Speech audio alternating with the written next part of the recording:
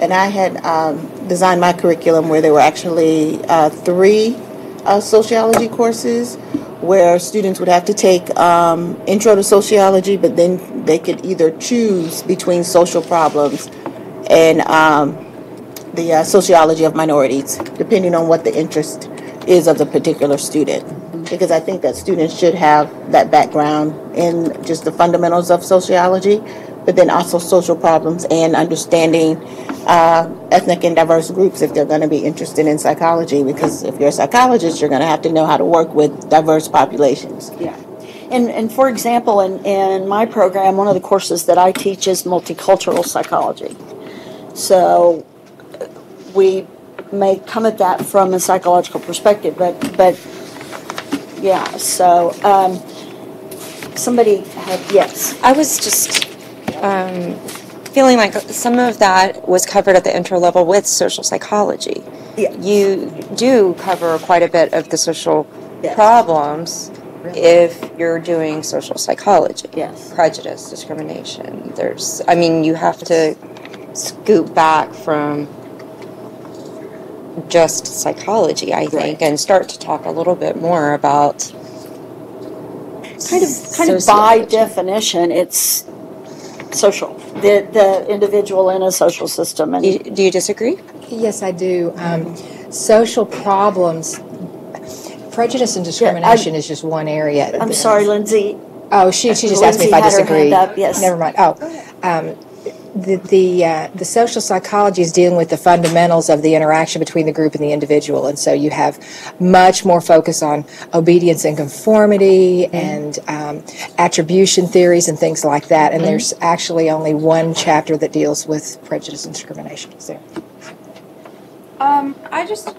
Okay, so I'm in the unique position where I actually do all the transfer requests in our department. So my understanding is this field of study, we're supposed to make things easy to transfer between colleges. Yes. And speaking from a four-year college perspective, if you start adding in sociology and stuff like that, that's not in the psych department, that's within the general curriculum.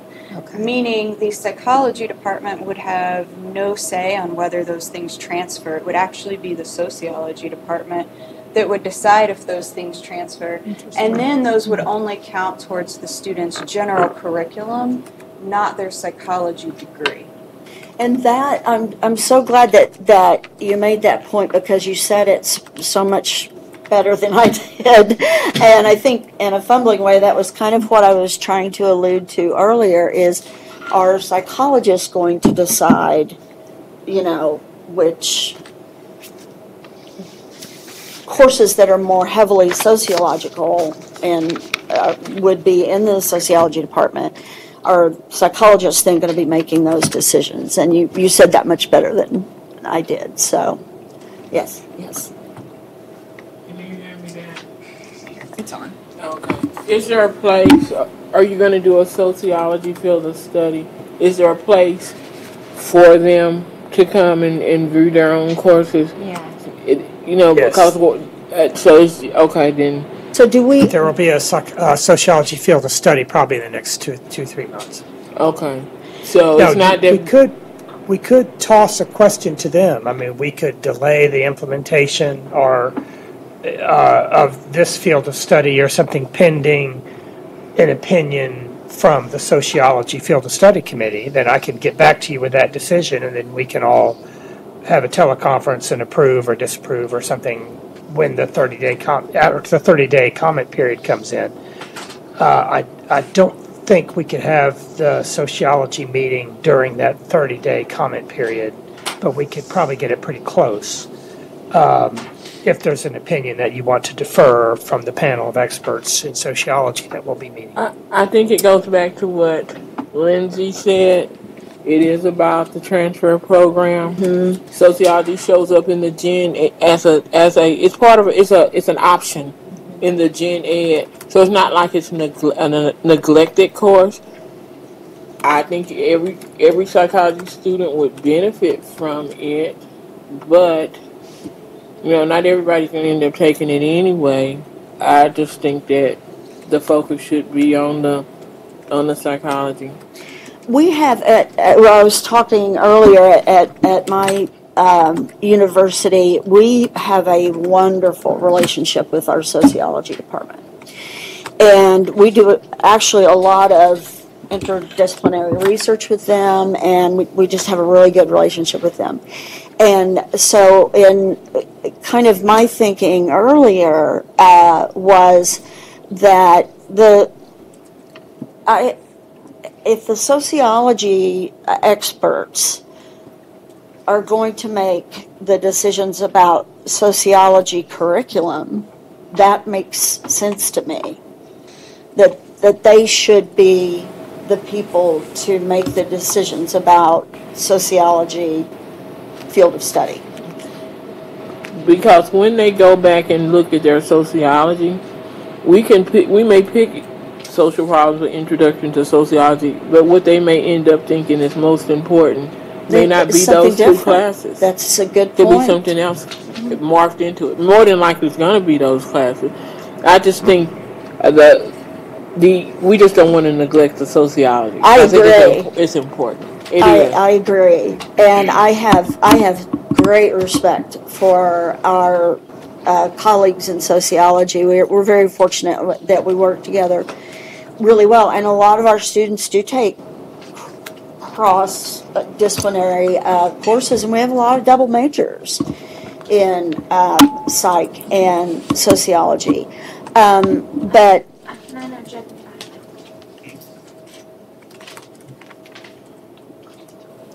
I'd like to interject here. I think we're getting two things confused. We're not trying to do a degree plan. Right. We're just trying to do a field of study. And so when your guys are bringing in all these, what a major should have, I think we're talking about degree plans. And it goes back to what Lindsay is saying. We just need to figure out what should transfer without any problems and not make it what should a good psychology major have. I think that's a really good point. One of the things that I think there will be no getting around is that every department's program is going to look a little different, right? And even if a course has the same name, every course is going to look a little different, and every course within a department is going to look a little different depending on who's teaching it. So I don't think we're going to get around necessarily some of those differences of this degree requires this class and that kind of thing. I think that's an excellent point.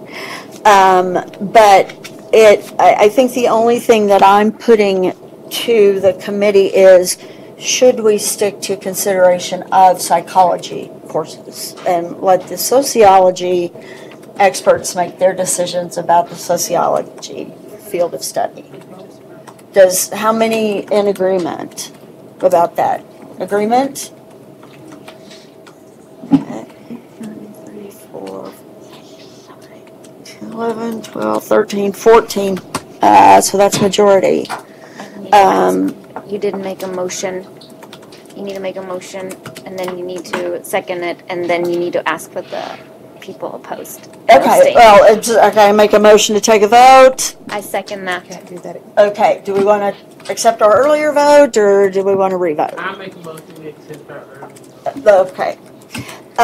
So, those opposed? Those abstaining? Okay. So, the committee by majority agrees that we will stick to discussing the psychology courses. Could you restate the actual motion? The motion was that the committee consider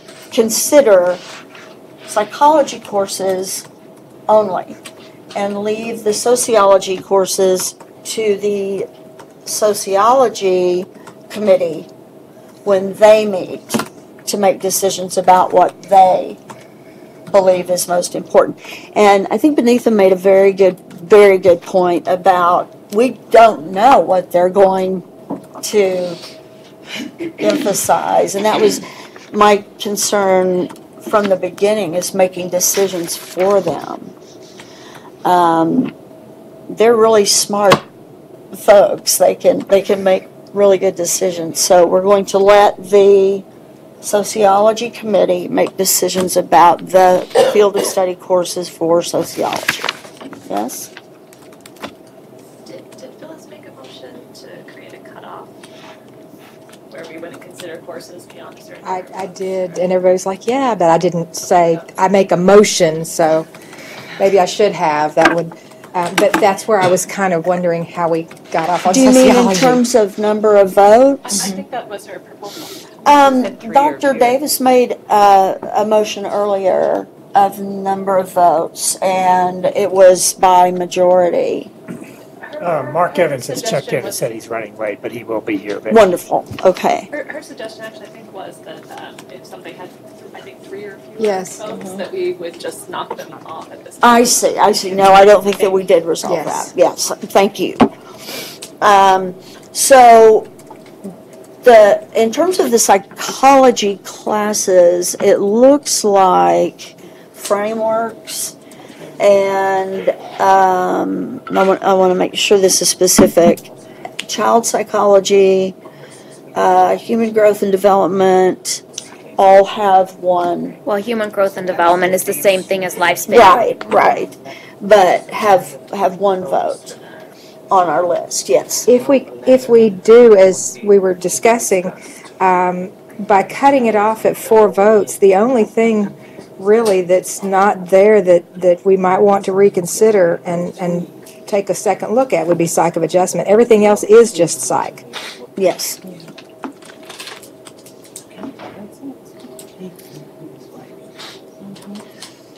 So that cuts out all the sociology, that cuts everything else out. Yes. So, I know this would add a whole bunch more work and prolong, but is it possible to use both abnormal and the brain and behavior?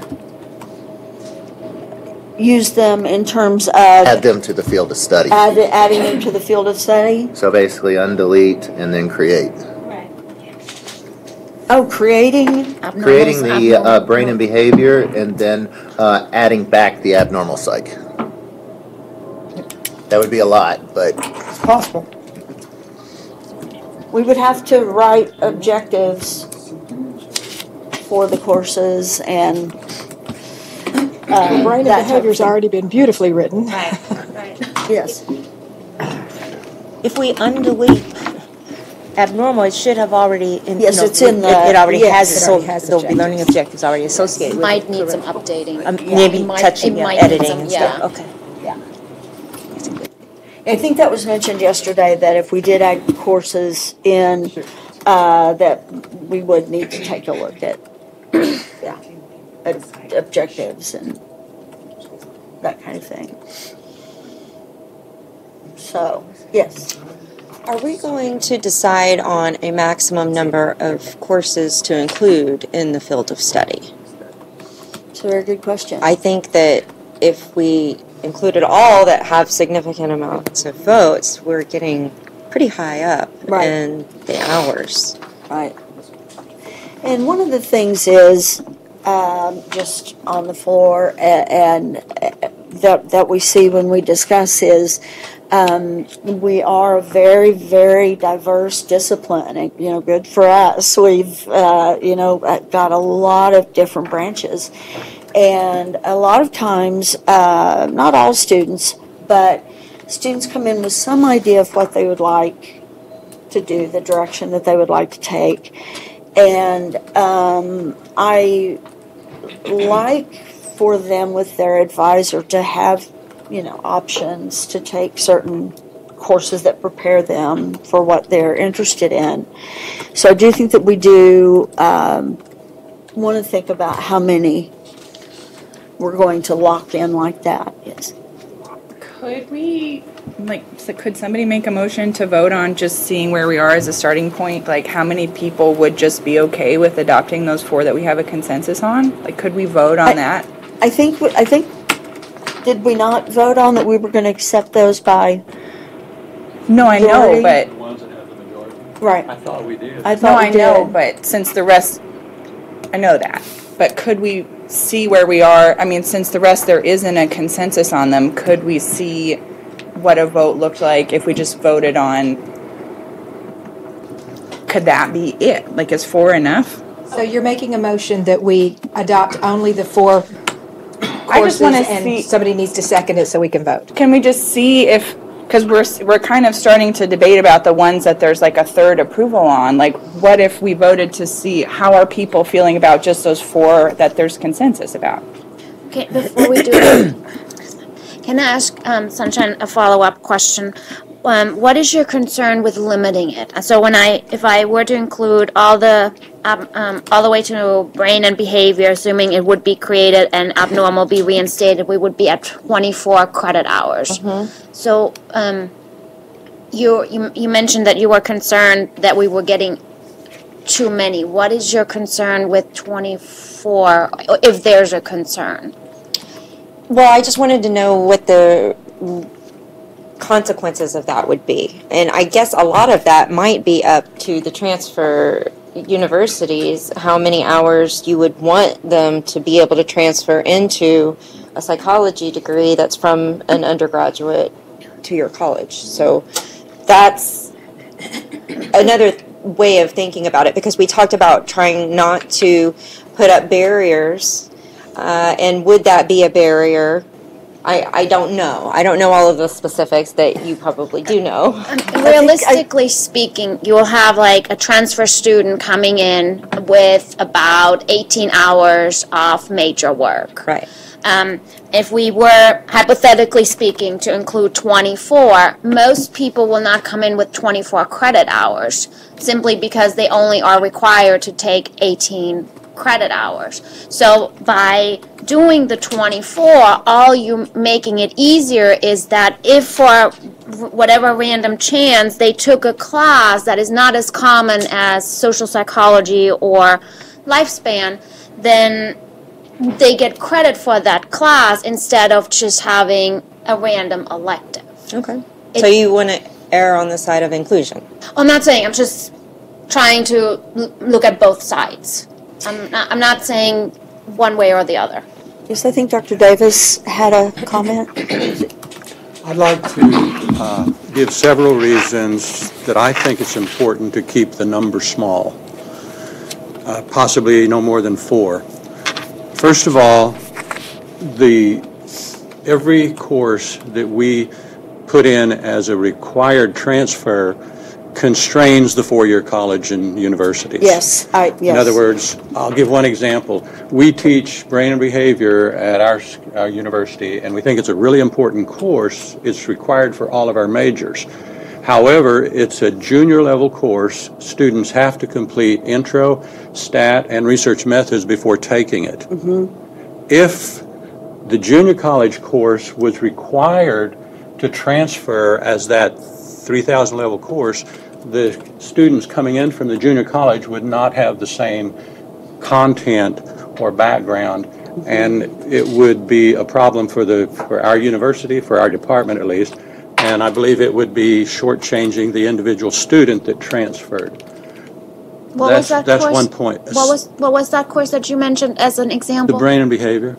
But that's not even in part of the ACI in the manual. That's the one we're wanting to add. Okay. I'm just giving that as an example. More generally, every course that we put in as a required transfer constrains the 4-year colleges. And as we've said, there's a lot of diversity both at the junior college and at the 4-year. And I don't want to carve away that diversity. I think it is valuable, and I think we need to keep it. Mm-hmm. So the more courses we add as required, the less diversity we allow the 4-year colleges. And I'd like to keep, I think 4 is enough. One of the things that concerns me along those lines as well is if there are courses that are more often, not always, but are more often taught as upper level classes than as lower level classes. And we say, for example, we're going to count 24.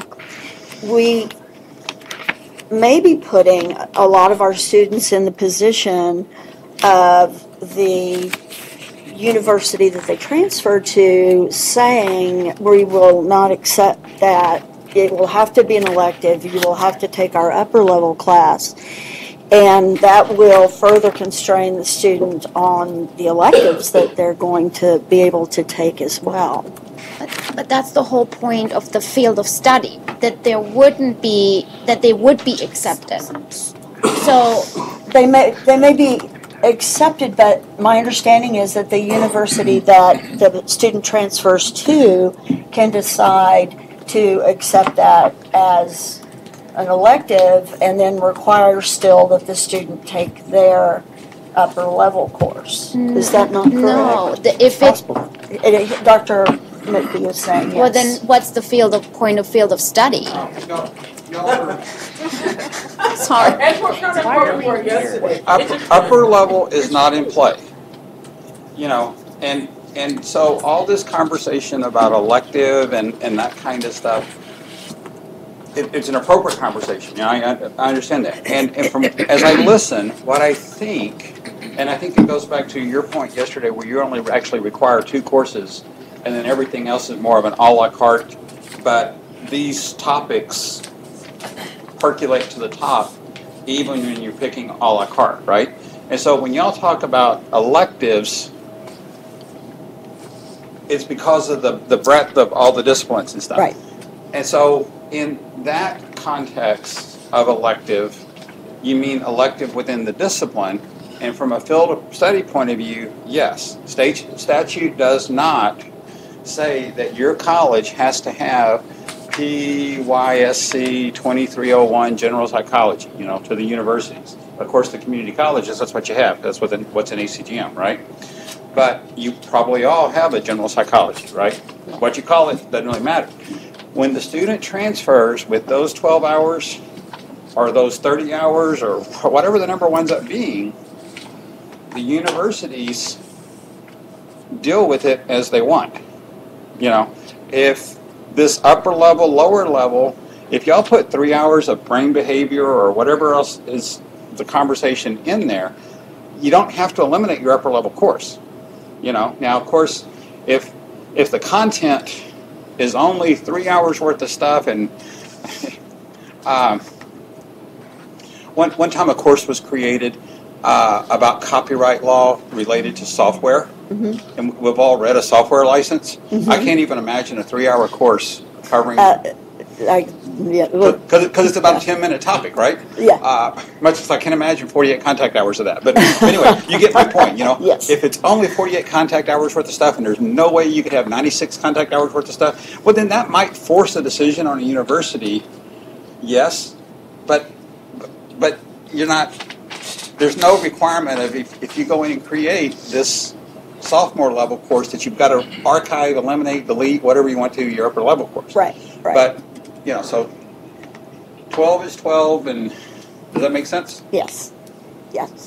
I think, No, I didn't. yes. I was holding my hand up for her. Oh, okay, so I think Heather, actually, yes, I think Heather had, In the materials that Alan sent, the only 2 courses that were taught by universities consistently at the lower division level were general psychology and stats.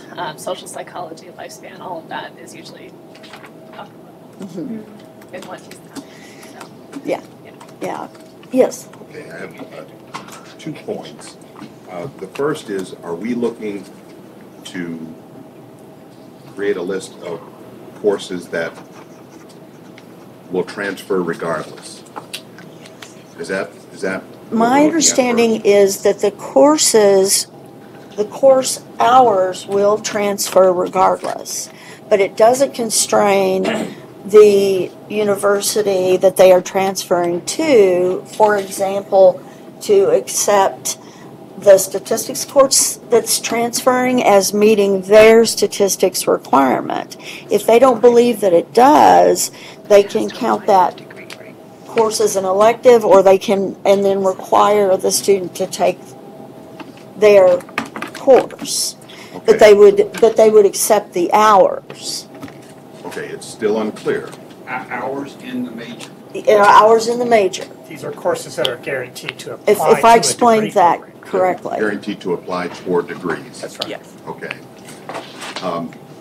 You know, I think the reason for the level of diversity in this room, in part, is for this. This is not about the four-year institutions. It's not about your department. It's not about your classroom. It's about our students. I agree. And one of the opportunities that our students have in Texas through psychology is the drug and alcohol abuse counselor position. Right. If we go back and we have not included this opportunity for our students, what does that say about us? We have to include things that the state of Texas requires for that licensure.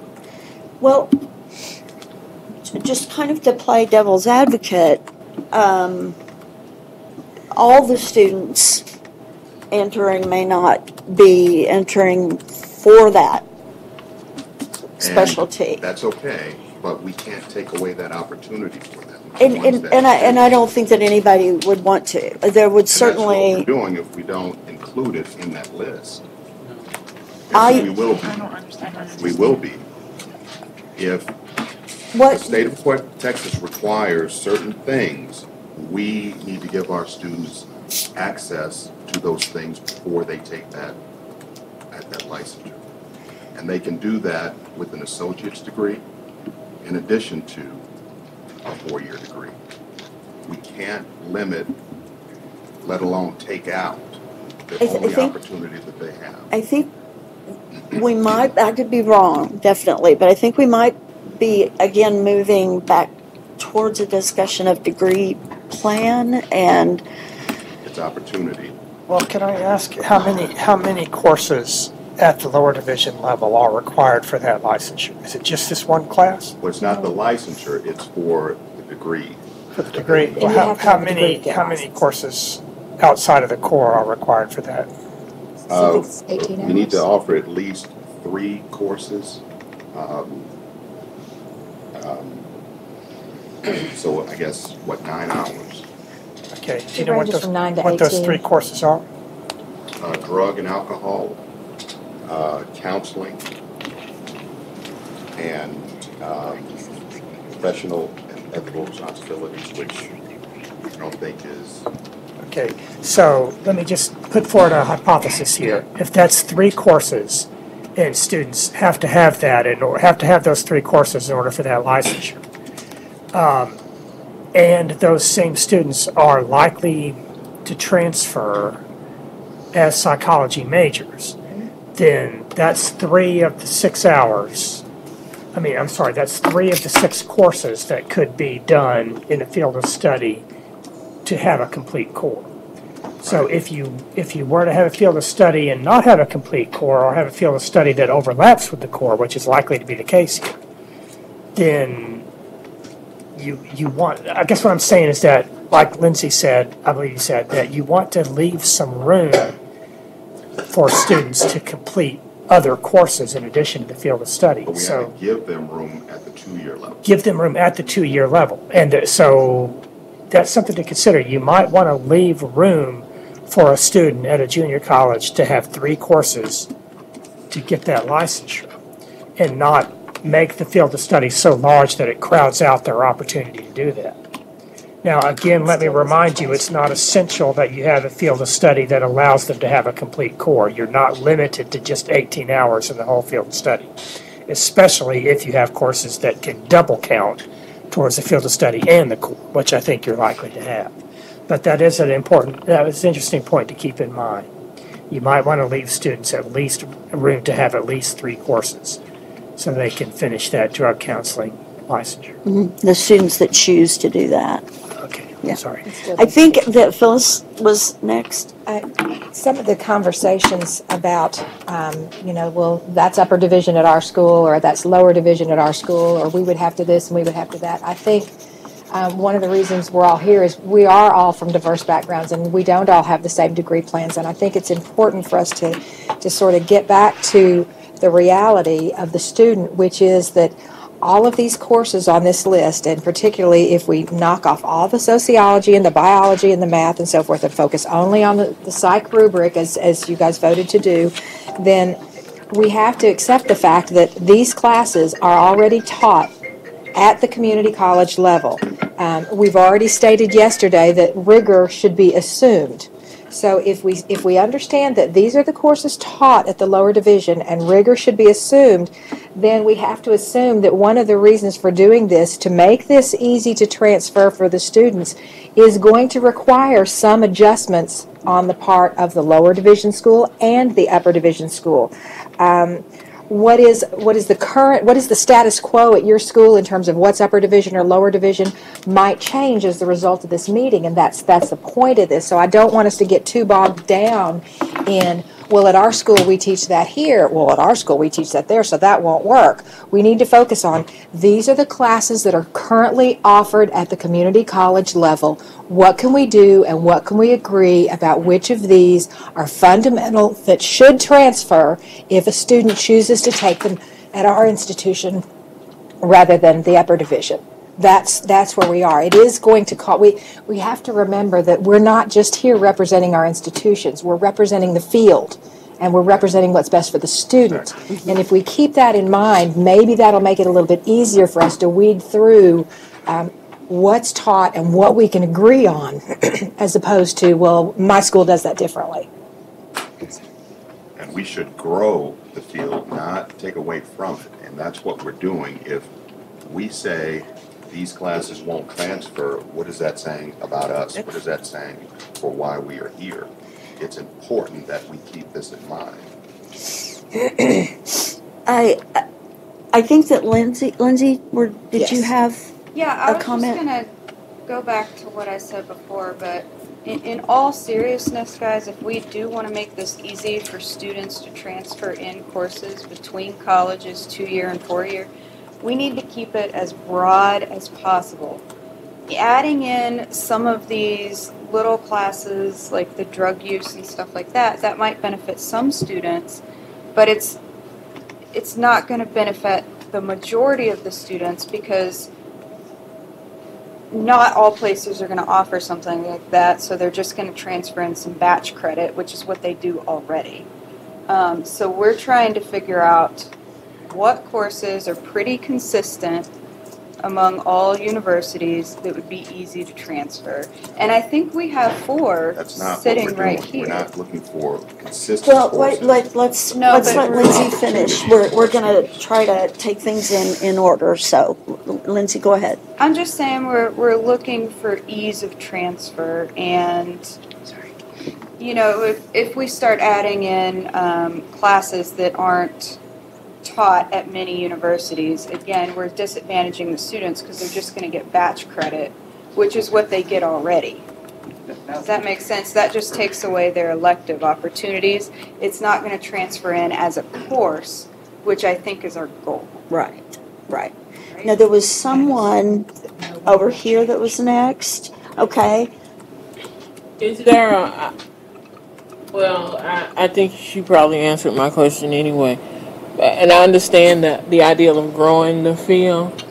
And I was just going to ask, was there a FOS for human services classes? Because that's where that option is, counseling, those classes you're talking about, counseling, human services, under that tree.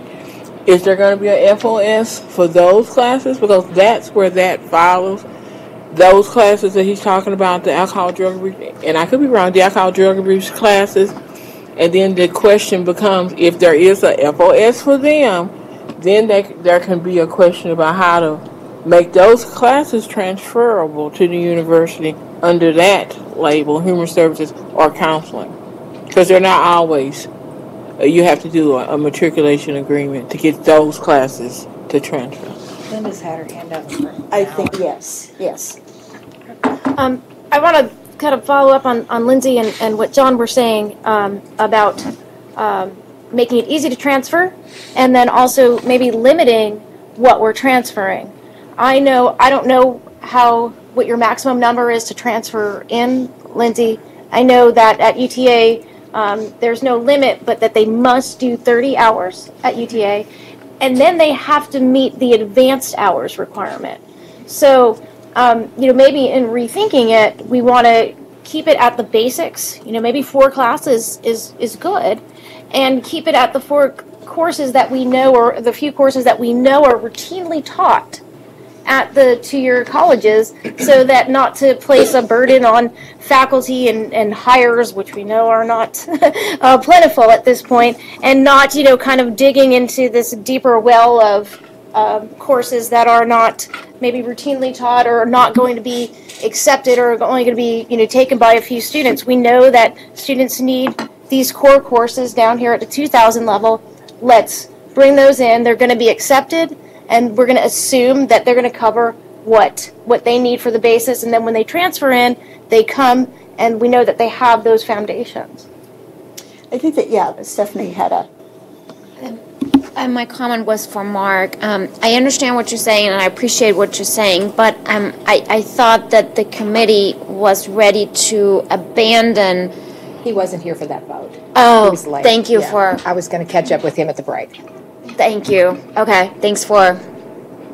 Yes, we had taken some votes earlier. I heard, yeah. Okay. Yeah, sorry. I totally forgot. My fault. And Okay. to that point, I think this list started out as being a running list, and it's somehow turned into the list. Well, we're going to try to take folks in order, so let's let Phyllis.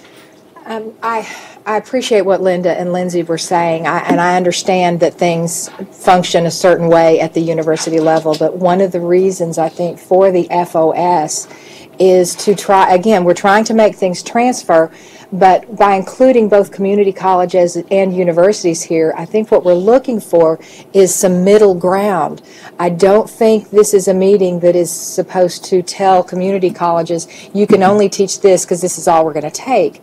I think the point is, where can we find some middle ground? And it may require some changes on the part of the university, just as it will on the part of the community college. These classes are all taught and accepted at the 2000 level, or in some cases 1000 level, but the 2000 level. So again, yes, we want ease of transfer, but ease of transfer is going to require a little bit of adjustment on the part of the community college and the 4-year institution, not just ease of transfer, okay, community colleges, you can only do this, because that's all we're going to take. So, and I hope that didn't sound snarky.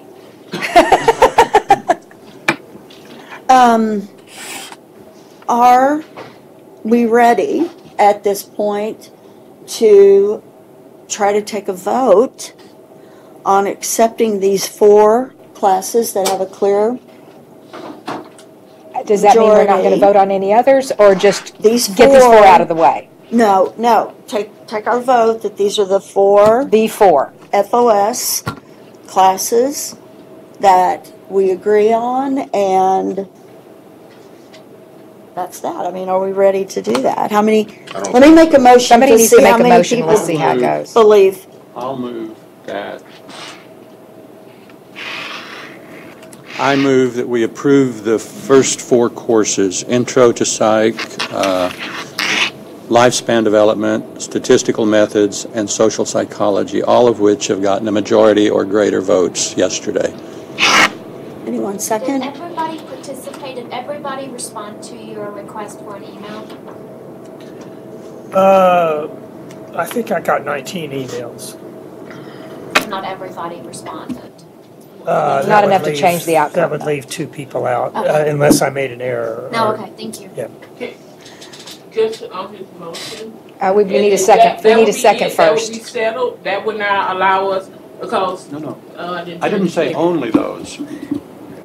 That's my question, because before we leave here, just in fairness to the community college students, we need, at least as community college people in this room, to be assured that our students are going to go forward in the most successful way as they can.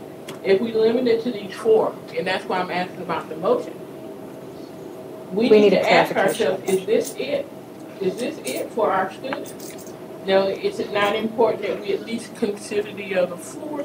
I don't know, I'm just asking. I think we about need the to motion. clarify the My motion, motion didn't exclude anything. Okay. It just that we said get these out of the way. that I move that we approve these four. I didn't say only these four. We need a So second. why don't we wait? We need a till second. it's time to be approved. Well, since what we're there's been a doing. motion, does anyone second? Second? Okay, well, let's take a vote. How many people agree that the first four classes, not excluding consideration of some of the other classes, are accepted as, okay. Motion accepted that general psychology, lifespan developmental, statistical methods, and social psychology. At this point, we are in agreement that those are field of study courses. Of those courses, which ones are likely to count towards core curriculum requirements? Statistical methods? Just general? Sorry? General? Just general, would? probably. Just general? Okay. Probably, yeah, Most broadly, yeah. yeah. Did you ask which This would is go to the core? Uh-huh. The Jeff? lifespan can go to the core as well too. If the university accepts it, yeah. I think that was the, Okay. yeah. So do you want to then focus on the next discussion of the ones that are already in the manual, and then make the third one of discussing new classes to be added, or do you want to discuss them all four? I think it's easier to take them in blocks, discuss the two that are already in the manual, and then move on to creating new ones. What do you think? I was gonna say, why don't we, I on the think- next four that got the kind of above that next hump, why don't we go one by one, pro, con, up and down vote, talk Good idea. about it, move through it one by one on those four. Okay, But the problem that we have with the next four is that two of them are not in there. Yeah, can we talk about that when we get to that? Yeah, take them one at a time. Yeah. So the first one that we have on the block is, let me ask this. I know that this is, all of us hold certain courses very dear and others very dear, but we do have to stop at noon. We have to. Yes? We have to stop at noon. Yes. So, given that, we've got four courses to consider. Do we want to agree that we're going to give the floor a certain amount of time for each course? Because my concern is I would hate to spend a lot of time on two courses and miss two that were very important to other members of the committee. So if we divided evenly up the discussion, and the discussion will vote at this point, there's a 30-day period of comments, additional comments that can be made. But my concern is that we could get focused on talking about one or two classes and then have 5 minutes left for the other. you have to spend Two. about 30 minutes per class. Is that reasonable? I was wondering if we could just do by a show of hands, because we talked about a couple of people didn't send an email. A couple of people maybe have focused on SOCH that's now been kind of excluded, and they may have changed. Exactly. So some of these might become more clear very quickly if we just do a show of hands of, have you now changed? Maybe one of these will be more significant, and that will help. So just to go through one by one and take an initial vote now. Yeah. And see if there is, okay, so what is going to be our agreement, our standard for agreeing to discuss the course further? Well, they already have 6 votes, so. The majority? If there's a majority, it's a done deal. Someone, we need a motion for what the criteria is for further considering the course. I'd like to make a comment and then a motion. Okay. My comment is that looking at our agenda, there's more than just discussing the courses. There's a point on the agenda where we're supposed to look at future issues Yes. that our committee may consider. So I think 30 minutes is too much. And I basically support Lindsay's suggestion of just a show of hands, because people may have changed, but they may not have. So I'm going to move that we take a show of hands on each of the 4 courses presently to see where people stand. Okay. And are we going to accept those votes at that point and move on to other issues on the agenda? I would say let's see a show of hands. Let's just do a consensus and see where we are. Okay. Not make an up or down decision yet. So the first course that we have here is human sexuality. We So have a motion on the floor. I'm sorry. Go ahead. Anyone second? I second. Okay. Okay. So All in favor? all in favor that believe that it should be a field of study course. What? No. The motion is that we take We're a voting show to of take a hands vote. on the We're voting. remaining courses to see where we stand, to see if they're worthy of continuing discussion now. So that's the Basically, we motion. called the question. Oh, all of them together as a block, or John? I thought we all were the courses voting to together? vote. each Go one individually? course, one by one, Each show of individually. hands, one by one, to see if we want the discussion on Yes. Can that we course to just, continue. I was moving that we Yes. just proceed to vote for a show of hands. Okay, Did so that get passed? I think. Oh, what are we voting on? The next 4 courses, Individually. individually, human sexuality, psychopersonality, abnormal psychology. All we were and trying to do neuroanatomy. was get a preliminary vote, just a show of hands, nothing codified, Right. just to see where everybody is. But now it's been put in the form of a motion and a second, so we need to say, yes, we want to take a preliminary vote. Yes. Sorry. Okay. Thanks. Okay. Those opposed? Those abstaining? Okay. One abstaining. Okay, so, Do you want to be recognized? Yep. Okay, he needs to be noted in the, so the first course before us is the human sexuality course. Should that be a field of study course? all in favor?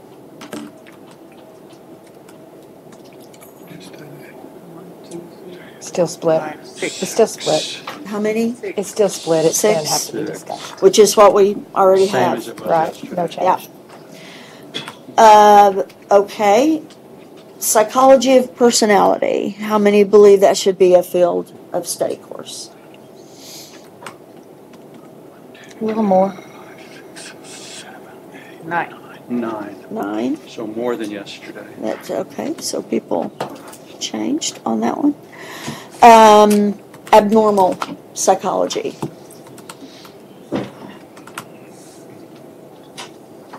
That one's almost unanimous. 13. 13. We agreed earlier that we would accept courses that had a majority vote. Is that correct? Everybody is in agreement with that?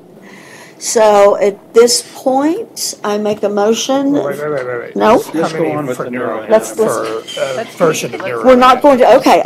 We'll do that. So, how many believe that neuroanatomy or brain and behavior should be a field of study course?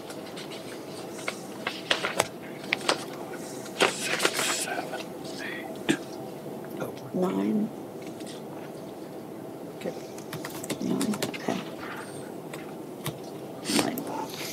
Okay, How many was that? 9. 8, 8. 8.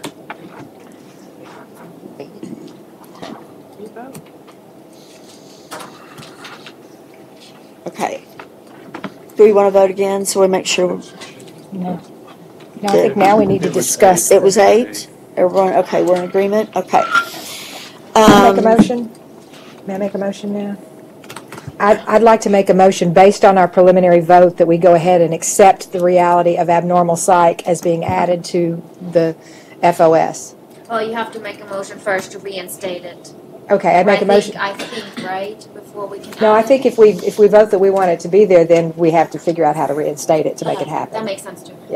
Yeah, so I make the motion if somebody wants to second it. To include To abnormal. include abnormal. once reinstated. So that's a motion and a second. Okay. Yes, Mark, you had a All question? in, Oh, I'm sorry. oh, you get a question, discussion, okay. No, okay. So we have voted, yes? No, all in favor? All in favor. All in favor, say aye. Okay. All in favor of making abnormal psychology a field of study with the implied consequence that it gets reinstated Right. in the manual. Thank you. All in favor? How many is that? 16. 16? Okay, so that's pretty clear. Okay, those opposed? 4, is that right? Okay. Is that a, just scratch. Okay, and then anybody abstaining? Okay, so we got What were those numbers? 16 and 4. So do we have to vote on reinstating the abnormal psychology now too? Yeah, I think we Well, did by de let's- facto. I recommend we wait until my colleague Rebecca Leslie comes down. She's here. She's going to come down later and to at least get her opinion and feedback on the mechanism for how she recommends that proceed with the business of the ACGM.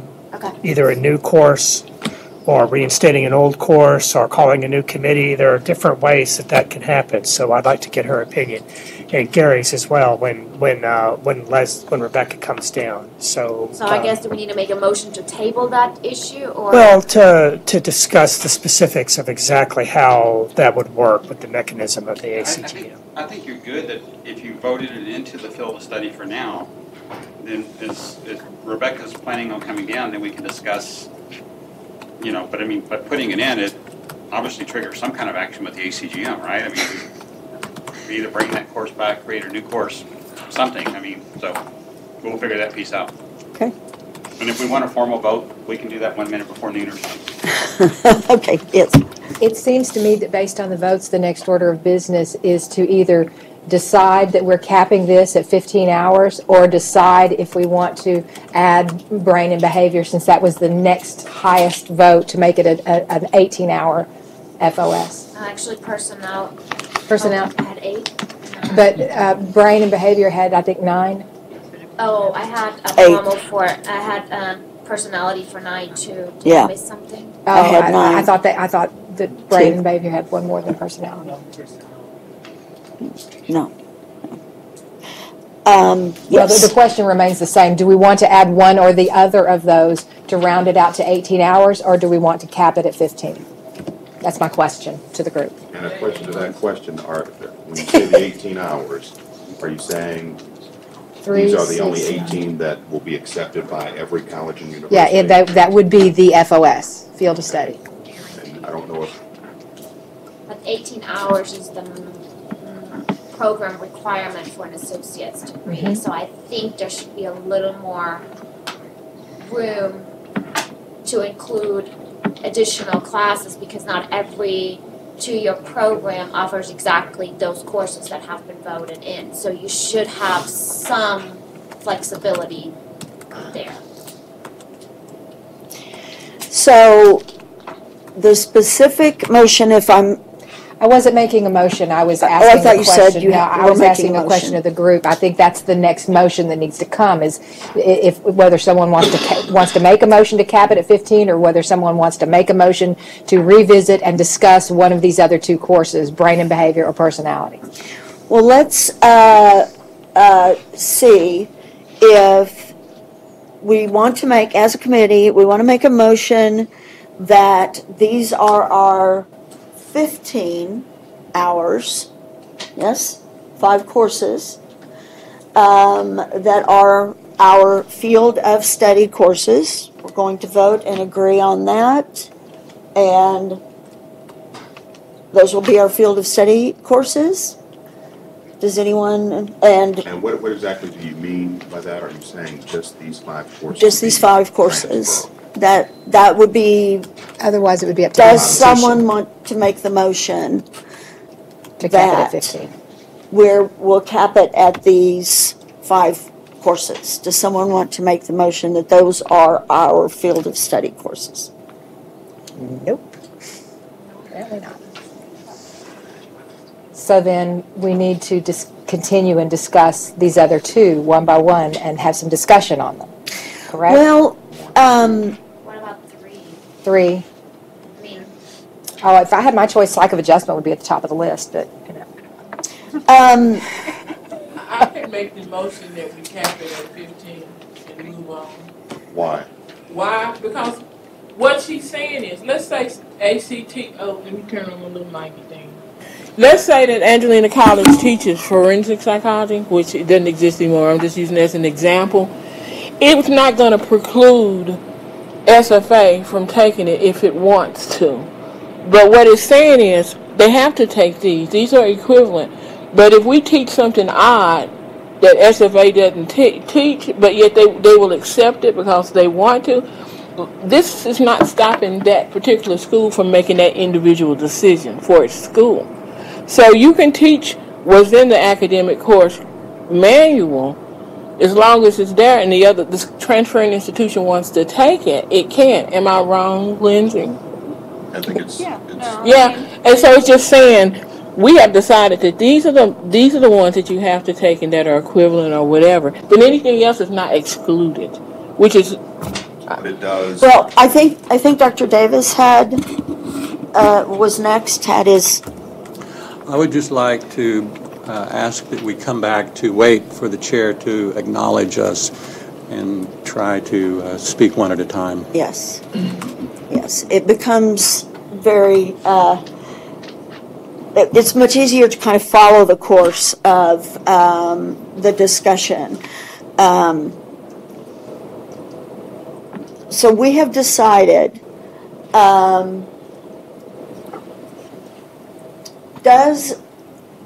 have we already formally done this? Have we made a motion earlier that we would accept the 3 courses? 4. 74. I just made a motion that we accept the 15 hours The that 5 we have. courses. Yeah. Okay. Does anybody want a second? Second? Okay. How many people are in favor? 2, 3, 4, 5, 6. Accepting capping. 7. That we would stop here. Because we don't want. So 7. If the motion is to stop here, I'll vote for it. Oh, okay. Let's revive. The motion is to stop with these 5. 15, but if the motion is That's to what This that is the is. final, These are- this is the final field of study. These are our final field of study courses. How many people vote yes? 7. Okay. Opposed. How many people opposed?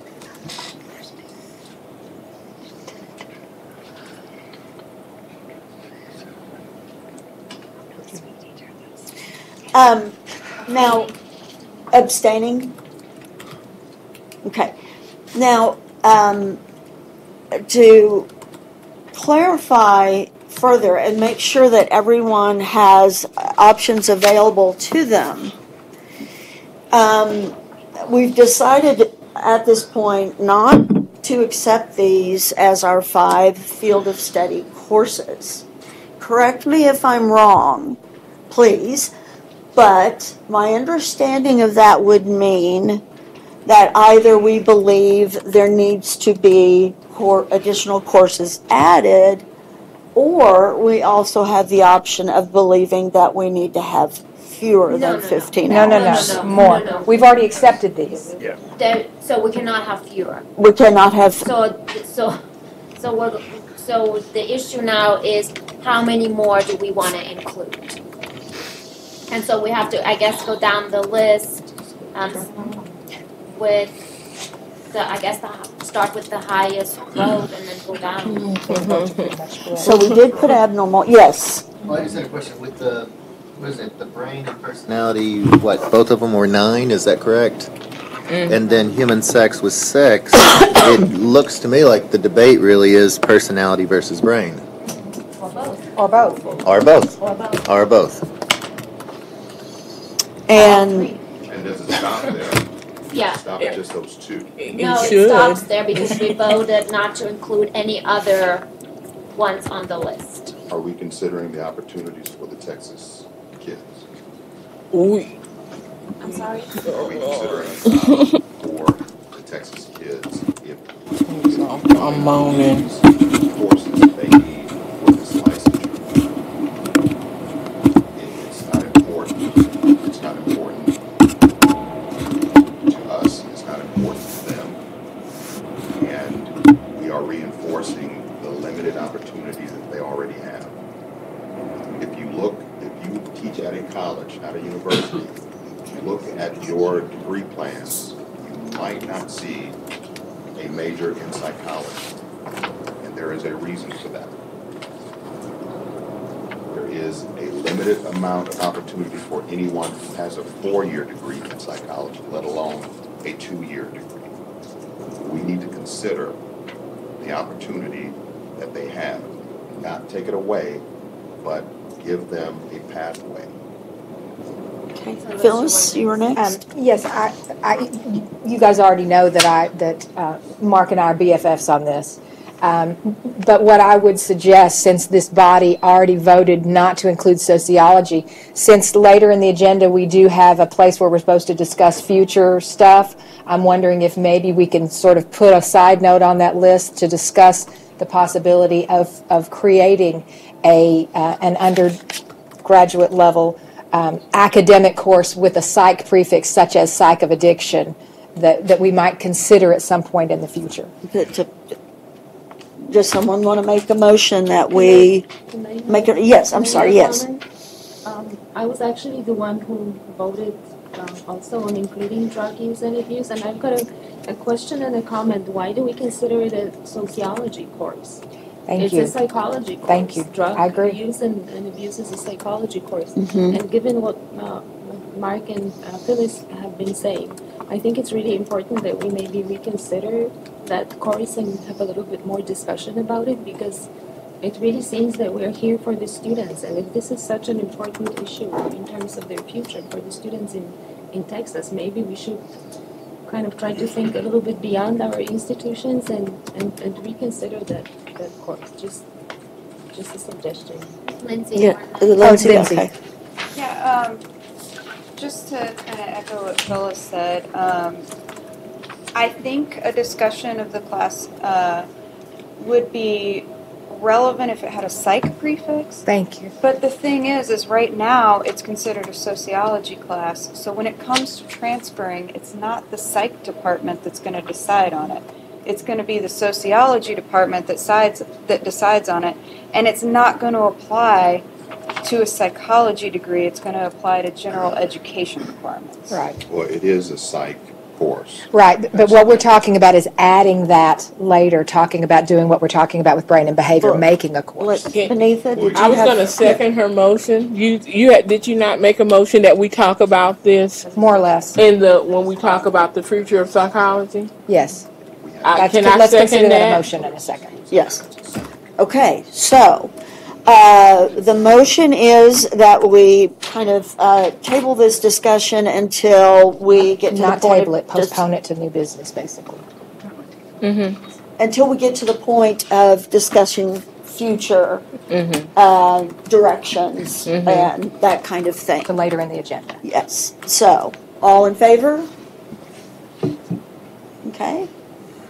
All opposed? Okay.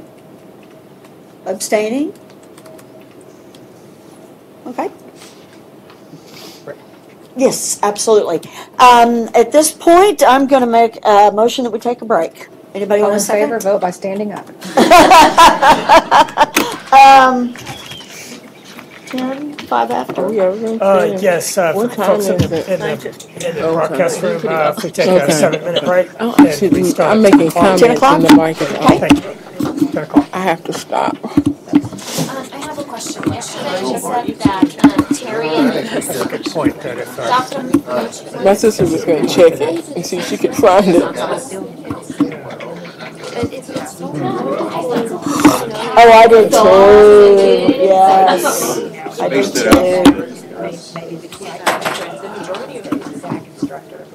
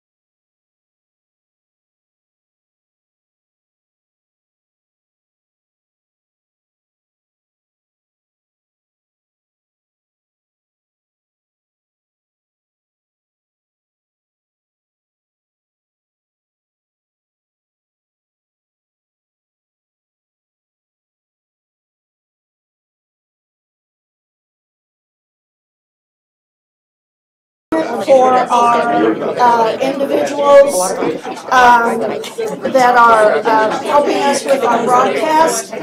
So we really need to begin again. The first thing that I'd like to do that I just want to say, I think is 30 seconds, is to remind everyone it's a little after 10. We have a little less than 2 hours. And so just a reminder that we certainly try to prioritize and use that time very well, very focused in very specific ways. So and before we get started, I just found out on some information when I asked about my jail time here. No, I'm kidding. Good thing that wasn't on the record. I asked, what does it mean for a 6-year term that Terry and I got? And he goes like, well, the state trooper will get you. No, we're kidding, right?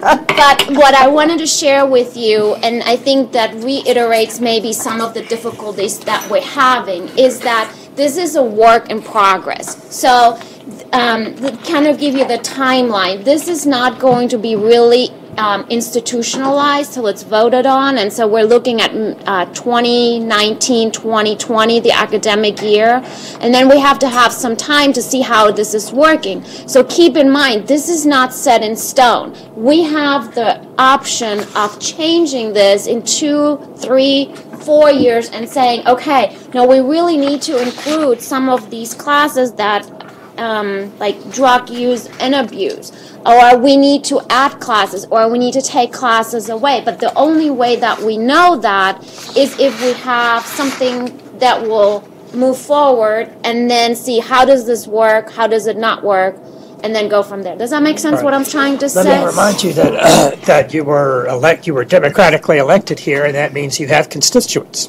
You represent your institution, but you also represent your type of institution. You represent your colleagues in the field. So I encourage you to keep your ear to the ground once this is implemented, to collect opinions and thoughts about how it's going, both at your institution and how your peer institutions or other institutions in your community college district or in your university system are handling all of this. I'd like to do some coordinating board business. I want to let Gary speak, and then I want to introduce Rebecca Leslie, who manages the academic course guide manual, and let her give you some feedback and some opinions about how and if abnormal psychology would work, since it's not currently in the ACG yet. Gary? And just briefly about the meetings and the staggered terms, it's really about continuity, so that if we bring a group back together in 3 years or whatever the appropriate time is, hopefully, some of y'all are still in round. We know people retire, they change institutions, they evolve, all that kind of stuff. But if we can bring a core group back together, even if it's only 10 or 12 of you, when we start the conversation, at least there will be some kind of institutional memory about the conversations of last time. It doesn't mean you can't rehash those, but it's continuity in moving forward, and that's why y'all are on the hook for 6 years. We don't want to start over each time. Yes, and I definitely want to strongly echo Stephanie's observations that this is a fluid process. It's not a static one when we leave today. So, okay, yes. And if we do gather data from our colleagues back home, do we just hang on to it until the next meeting, or is there a repository? That's a good question. Both. Hang on to it, keep a file on your own, and if you think you would like to forward it to me as well, I'll keep a file as well, so that when the committee meets again, there's some issues that we have a record of. Yeah, I appreciate that. Okay, I'd like to introduce Rebecca Leslie. She can speak with much more authority about how a course works in the academic course guide manual and the process of getting one added to it and the wisdom of adding one to it. Rebecca? Okay, Alan specifically asked me about abnormal psychology, since that's being considered. That has not been in the ACGM. I'm sorry, you can't hear me? Not very well. Okay. abnormal psychology has not been in the ACGM. The only way a community college would have been able to teach it was for unique need, and there had to be a unique transfer need for that course to be taught at the community college. But there are certain requirements even to get that kind of approval. And one of the requirements is that a majority of the universities teaching the course do so at the lower division. And what our research found, looking at the inventories of universities, is that a majority of universities teach abnormal psychology at the upper division.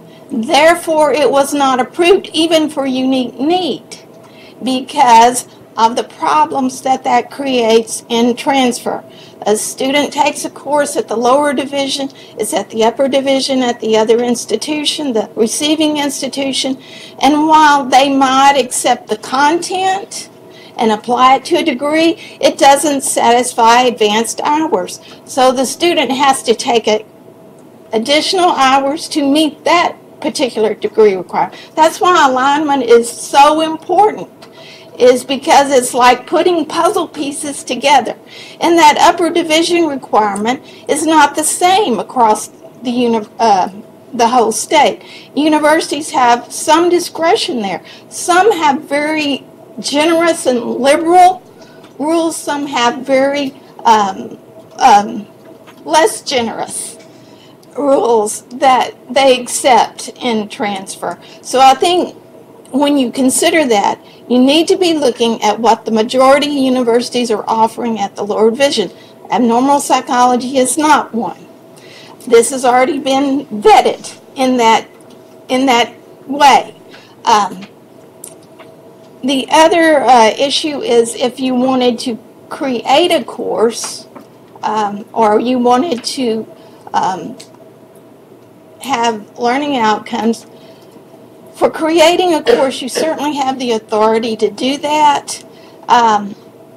For adjusting learning outcomes, you could also include that in your recommendations. But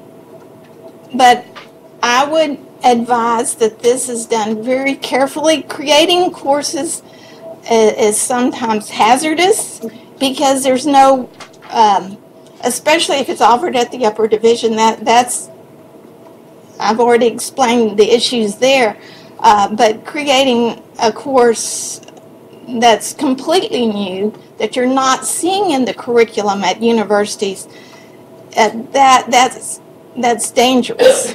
There is precedent where a field of study has created a bunch of courses, and the community colleges aren't staffed or aren't ready to teach them. So the course kind of dies on its own because there's just not that coordination. It sounds like a good idea in a room like this, but when you get back to your institutions, you've got to get faculty slots, you've got to get scheduling, you've got to get administrative support for a new course. So those are some of the issues there. If you think that some of these psychology courses do need an update, there is the option of saying, make recommendations, we want these courses updated, or they need learning outcomes, and you can do that. You have the authority to do that yourself. It's a time-consuming process, and there is already a process in place that the coordinating board has, and it's called the Learning Outcomes Process, project process. And it is a work group of faculty, and there, in the past, there's been overlap between the field of study faculty and the faculty on these project work groups, and we do a lot of research beforehand. You were asking where can you deposit information. We have a system where we deposit syllabi, and we review syllabi for institutions who offer the course. I mean, we get 25, 30, 40, 50, 60 syllabi and consider those before we write the learning out. The group writes the learning outcomes. We also look and make sure that this course is offered at the lower division and at the upper division, and try to get a balance of what is appropriate for the course. And it's half community colleges and half universities. It's a smaller group. It's not a public meeting. But once their work is finished, it does go out to comment. And the institutions and the faculty are asked to make comments on that particular course. After all the research and the tweaking is done, then the work group responds to comments, and they once again do some tweaking to the courses. Then this goes to an advisory committee, the ACGM Advisory Committee, which reviews courses, and they go through an approval process with them, and then the course, any changes to the ACGM is also approved by the board. Yes. Question. What about, just because I know this is going to come up later based on some discussions at the break, how difficult is it to get a course cross-listed if we see a course in sociology that we believe the course content could be cross-listed as a psych class? Whether or not it makes it into the field of study is a separate issue, but just so that it is, there is... Social psychology? No, that one's already cross-listed. Human sexuality? No, drug use and abuse. Drug use. It was the determination of, I think that was actually in physical education as a course, and it was cross-listed with a physical ed course.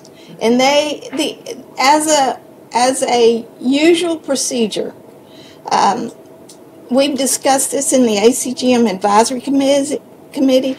They have discouraged cross-listing because institutions can change titles.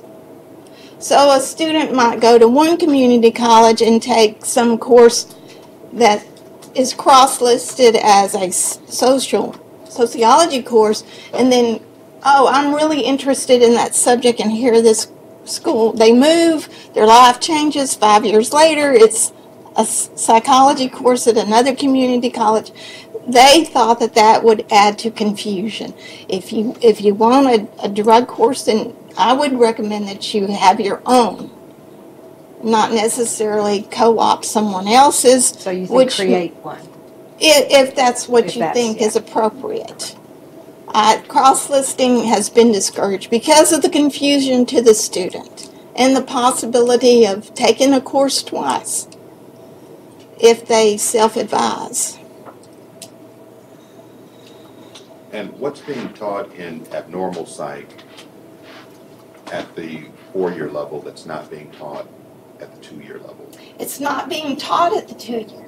No, what in it is being taught at the 4-year level that's not what can be I taught haven't done the research to tell you that, and that would be what the Learning Outcomes Committee would do. Right. They would look at universities offering the course and say, but if it's offered at the upper division most often, you're creating a problem at the get-go. I can tell you why it's offered at an upper level class, and it's because at the 4-year institutions, students have to meet a certain amount of hours at the upper division. So, there's a lot of classes that may be placed in the upper division just to help students meet those requirements. But is that justification for not being taught at the 2-year level?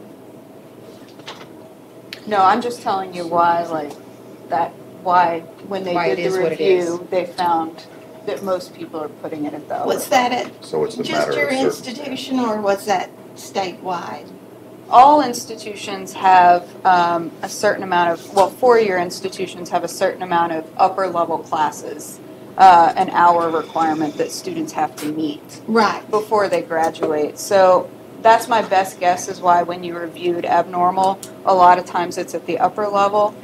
People will just put stuff departments will put stuff at the upper level to kind of help So students it's meet really that. discretionary with the institution, but if there is a trend where something is most often offered at the upper division, I don't know the reasoning behind that, but I can tell you that that's what is happening.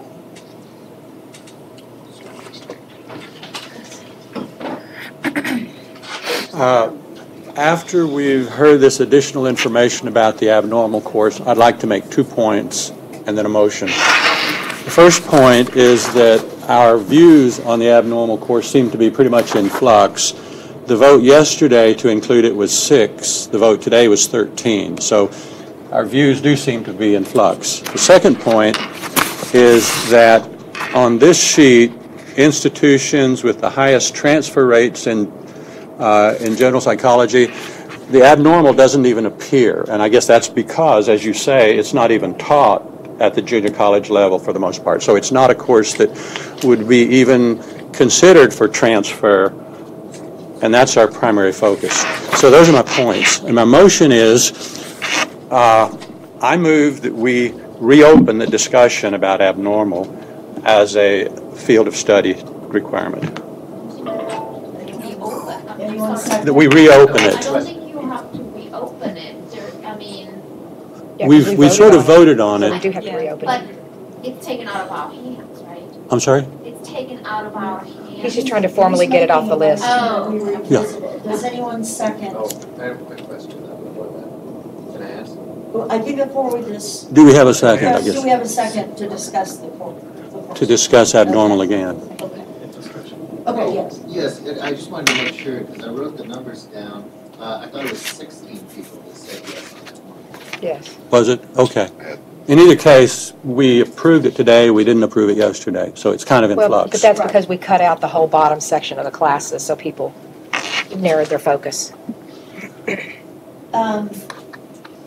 Given this new information, I do agree, Dr. Davis, that this warrants reconsideration of including the abnormal course in the field of study. One of our options may be, and I'm not saying this is what we should do, I'm just saying that one of our options may be to not include it in the field of study, but to recommend continued discussion about why it's not being taught at community level and exploring options with the community college representatives about how, I mean, there's a lot of different things that we could do with that without just giving up on class. As we continue this discussion and vote on whether or not to try to keep abnormal or not, it occurs to me that abnormal just became exactly the same as brain and behavior. A course that has to be created, a course that's going to be controversial in terms of upper division versus lower division. So we're kind of in a boat. Whatever we decide about abnormal is going to apply to brain and behavior because they're both, I mean, before we go throwing the baby out with the bath and say, oh, we can't do that, we need to remember we're just about to try to create a class for this. Maybe we need to look at that. So. And social psychology and lifespan are also mostly taught at the upper division level.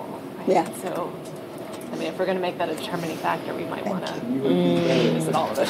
Yes. I make a motion, we remove. But we have a motion and a Do second. we have one? Wait, Oh, yes. we have one? Okay. What Heather was saying was that, you can just speak up louder. Stand up, yell. Yeah, so lifespan and social are also mostly taught at the upper division level. Therefore, that doesn't make it, Exclusively at the upper division so that doesn't make it a good criteria to say what should or should not be. So, I have to disagree. Lifespan is taught as the 2,000 level at many higher, like 4-year institutions, and it is 3,000 as opposed to 4,000. Social psychology would be 3,000 as opposed to abnormal being 4,000. So it's not. I don't think it's that uniform. So this Stephanie, goes back. yes, So this yes. goes back to what I said when we started this. This is like a work in progress. So maybe in these 2 years, 3 years, we can look at getting abnormal and let's call it brain and behavior. What did you call it? The Learning Outcome Committee? Advisor. Yeah. Can we make the request that these two classes be investigated for a future consideration of including in the field of studies, which depends on the outcome of the advisory committee for the learning outcomes, correct? Yes. Well, they wouldn't create or call a learning outcomes committee unless we trigger that by requesting this course. It's not a committee that's going to meet anyway. Okay, so we're just trying to get the process down. We need to vote it in, and then the request goes to them. Yeah, if you think the course needs to be created at the lower division, then you can do that. You have authority to do that. Then you would defer to the learning out. You can create the course yourself if that's what you really want to do, or you can defer to the learning outcomes work group where we do more research. We look at syllabi. It takes time. It takes research to do that. But you have the option of doing it yourself, or just, I advise against just trying to do it in one day and try to put a course together in one day without looking at what's being taught at the universities where this is going to fit into their curriculum. Yes, sir.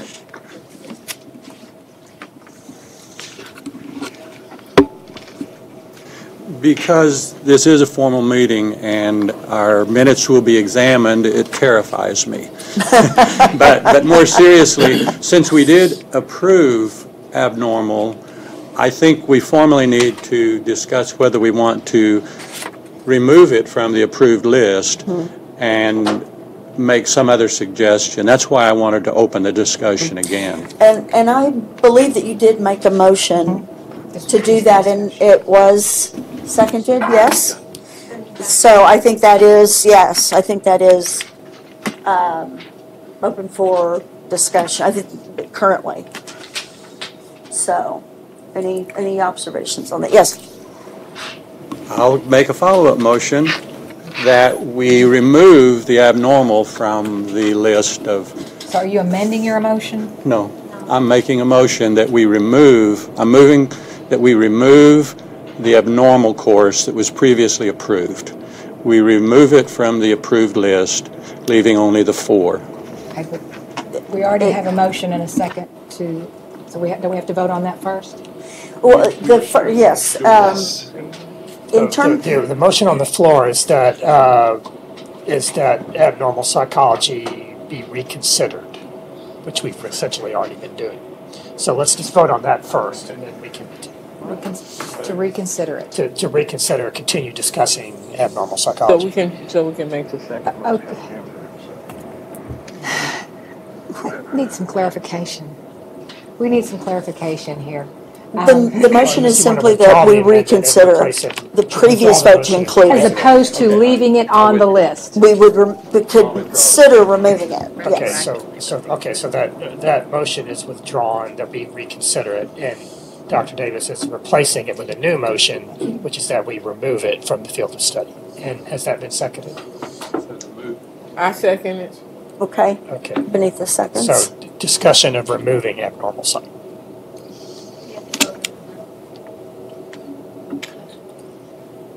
Yes. I say we remove it. Oh, so are we ready to vote on it, or do we want any continued discussion? I say we don't remove it. If we remove it because it's going to be too difficult to get it in, then we're basically dooming brain and behavior as well.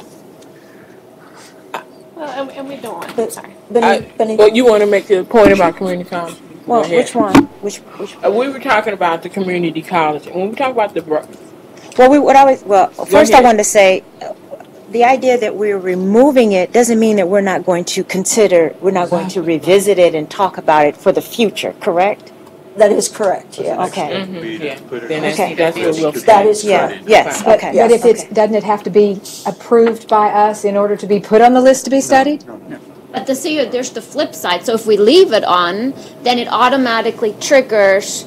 That's why I want to know. And then there's still the possibility that it gets shut down in Right. the research. So if you leave it on, all it does, it triggers an advisory committee that does the research. And when that advisory committee comes back saying, this is a no-go, then it automatically, I guess, nullifies this class as being field of studies. Is this a correct interpretation? I think if my understanding of the rules and Alan may, if this committee votes for a course to be included in the field of study, it is automatically added to the ACGM. So there isn't, we're not saying there's a two part process to get it in. If you decide it gets in, it gets in. It goes out for comment and review, and it has to be approved by the board, but a course approved by this committee automatically gets in. You can, the part that I'm speaking of is the development of it. If you decide you want it, but you don't want to rush to develop it, then you can defer to the the Learning Outcomes Project. And y'all can we have an hour and a half left, so trying to come up with a course description and learning outcomes in an hour and a half with our other work is probably a difficult task. Yes. Y'all can, we can schedule another meeting to discuss that course. You could perhaps draft and share. I hate to think about bringing everybody to Austin. If we could, and we can't have a quorum via email. So if there's a way we could somehow figure out to have a small group work on something, and if we can approve it, and then once we've sent everything out to comment, if we need to bring everybody together, we could maybe resolve it there. And then as Rebecca has said, we could kick it to the ACGM committee, but quite honestly, I hate the thought of trying to get a bunch more psychologists, and then have another conversation about abnormal whenever y'all seem to have apparently a level of consensus, but it's So short translation is we can have this course if we So vote. we don't even need to revisit that. It stays as it is. Well, You still have to vote on the motion. you've created the title of a course. You haven't created a course Right. description, learning True. outcomes, and all that stuff. True. You got the shell of the course. Yes, John. I get, yes. The reason I moved to delete it from our approved list is because if we leave it on, there is a follow-up by other groups that will simply be somewhat confusing. Mm-hmm. They may take as long as we've taken to understand some of the background, and that's something that we can, in other words, we can make it more efficient, I believe, by deleting it at this point, and then in a later session or even later today, suggest it as a course that should be studied and considered for future approval. One of the things that I believe that I'm a little confused about is that if we do approve the course as a field of study course, what are we approving exactly? We move forward with creating the course. And the learning objectives, as he said, we all pretty much know what it is. We all pretty much have common learning objectives that are taught at different levels in different schools. And in some cases at community colleges, it's taught under the social work rubric, but the learning objectives are the same. So by leaving it on the list, by putting it on that list, we've all said that we agree it's important. I would hate to see us say, oh, but it's going to be too much work, so let's not. Yeah. Let me ask a procedural question. Rebecca, when we did those two architectural design studio courses, the sophomore level studios, as part of the architectural field study, the committee voted to do those. How did we do the course descriptions and the learning outcomes? I don't think we did them in a meeting. How did we do that? Do you remember? There have been two separate paths that we have precedent for, that we've done it different ways.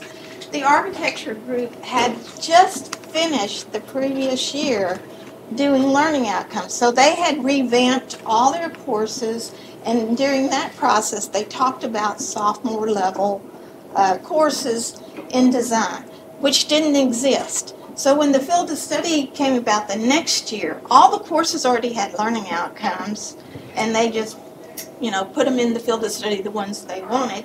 And then they said, we need sophomore level courses. And they'd had that experience already, and they decided to take it on as a field of study committee.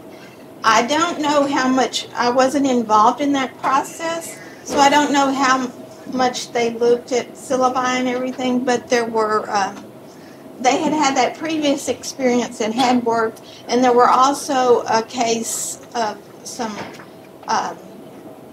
several years history of unique need from one institution in architecture.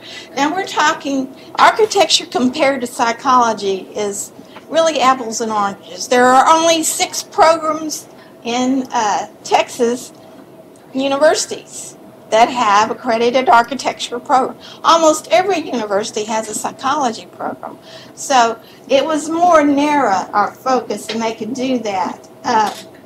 And I will say that they did a draft, and then I edited to get it into the protocols of the ACGM. But that group had that history together, and there was a lot of overlap on the 2 committees. And that was kind of reverse of what we're talking about here. The other group was Mexican American Studies. The field of study group met. All their courses were in the ACGM, but some didn't have learning outcomes. They didn't want to take the time to develop, especially because they wanted the expertise in the different disciplines, because there was humanities and arts and different political science that they wanted input from those groups. So they said, we want learning outcomes for our courses in our field of study, and we defer to the Learning Outcomes Project. So there's a precedent for doing it either way. And we'll see most of the psychology courses have been done, and how they were done originally, it was based on the ones with the greatest transfer. We looked at enrollments, and we looked at how many offerings were at the community college and how many offerings were at the university. And so those were chosen because of that reason. So the ones in the ACGM already with learning outcomes are the ones that are your high transfer and enrollment courses. So there's a process, you can choose which way you want to go. I just wanted to point out, since this was already, it already had SLOs, why can't we just kind of revisit that? Yes. It was already in the HCGM.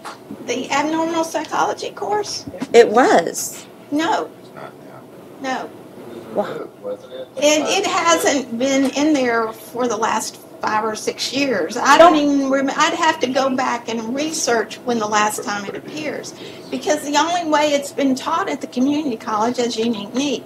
So it's not being taught at the community colleges. And if it is, then it's being taught but not funded. That's a possibility. As a WECM course? WECM courses are not funded? No, as an academic course. Oh, okay. So that has happened in other disciplines too. So that goes to another issue of staffing and funding and administration approval for that kind of thing. So if you're seeing it at an institution being offered, it's probably not funded, because none are approved for unique need. I think Shirley, you were I mean, I guess, you know, to the person when I spoke to and met with my colleagues prior to coming here, abnormal was on the, I mean, really they wanted to make sure that we talked about it.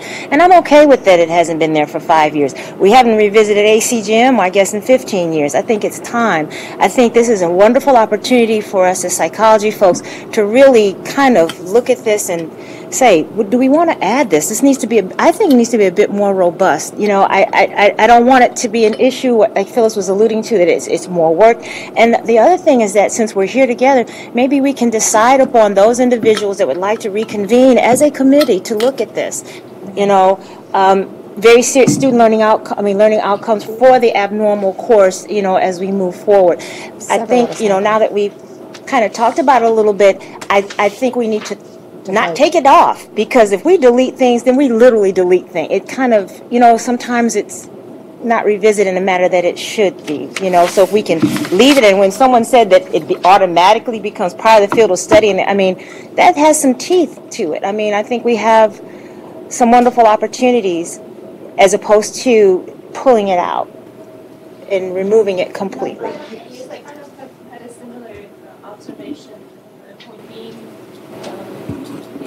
is there a need? Is there a call? Is it for teaching that course at the community college? Wouldn't it be easier to use some of the existing ones? Like, and I'm coming back to the drug use and abuse issue. Wouldn't it be easier to change the prefix of drug use and abuse to psychology, as opposed to creating a class that there might be not even resources at the community colleges to teach? So just throwing a couple of things. Yeah. If you want to change the prefix or drug use and abuse, you have to do in essence The same thing as we do for abnormal. It's just the- creating a course, Okay. not cross-listing it through our creating. Yeah, the only thing that we know is that it's already being taught, right? So there are resources to teach it in the community. Taught at that specific Yes.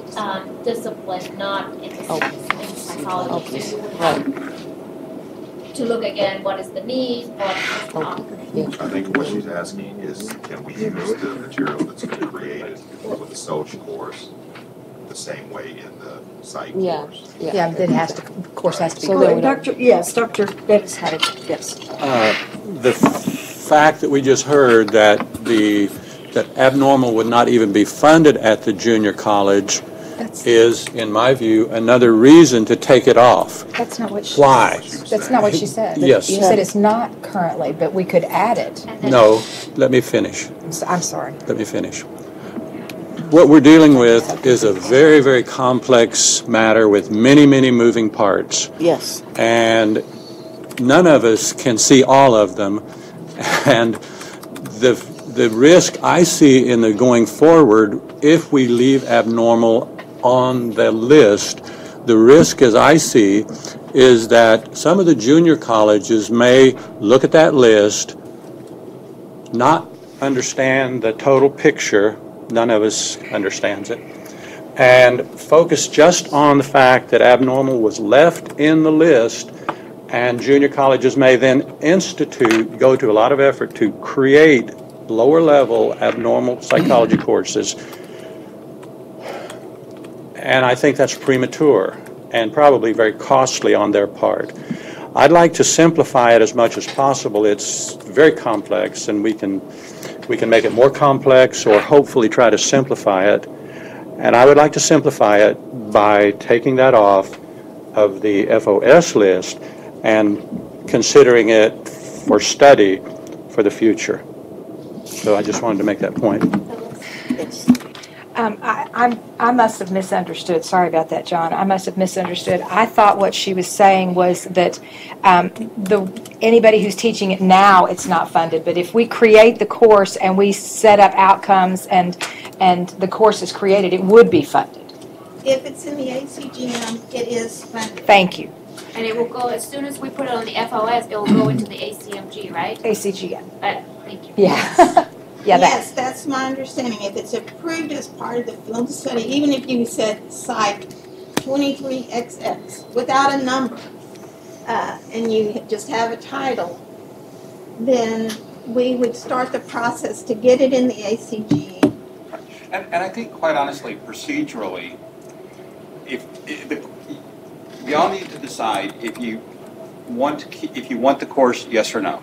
Procedurally, we will decide how to create it that gets it done. And keeps us in compliance with statute and public disclosure and transparency and all that kind of stuff. We don't do anything in a vacuum.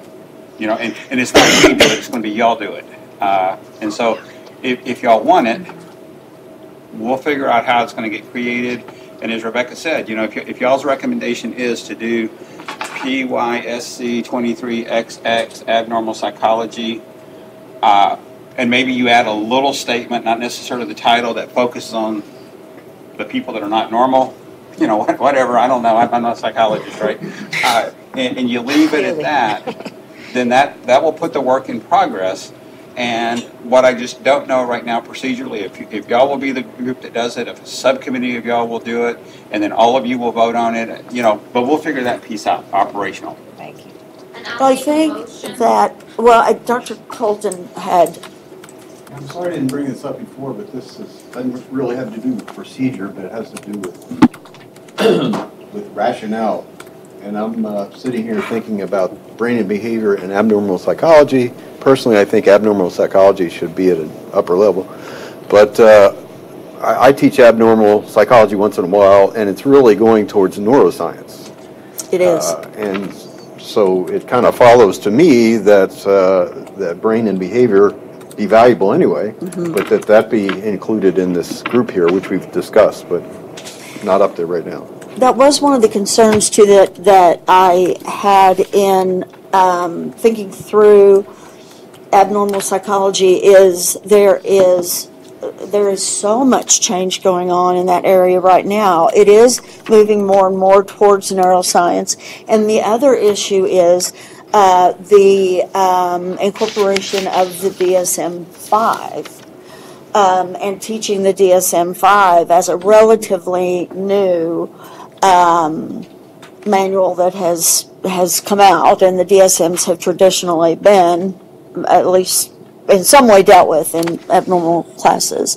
So there would be a lot to consider in retooling that class, I think. So yes. I don't want to be a wet blanket and call the question and trigger voting on the vote, but can we vote and see where everybody is? Yeah, we have to move on. So let's make a motion. We have a motion. Oh, we have a motion and a second on the floor to delete abnormal psych. We just need an up or down vote. Are we deleting it or are we keeping it? So all in favor of deleting it, raise your hand.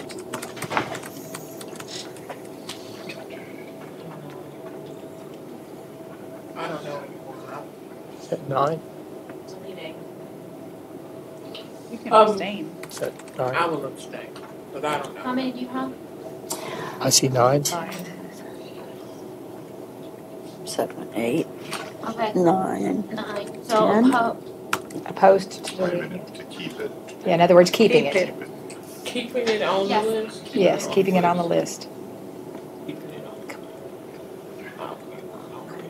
I don't know, I'm really, my brain's Looks like a tie. I got lost. No, I thought about it. 12.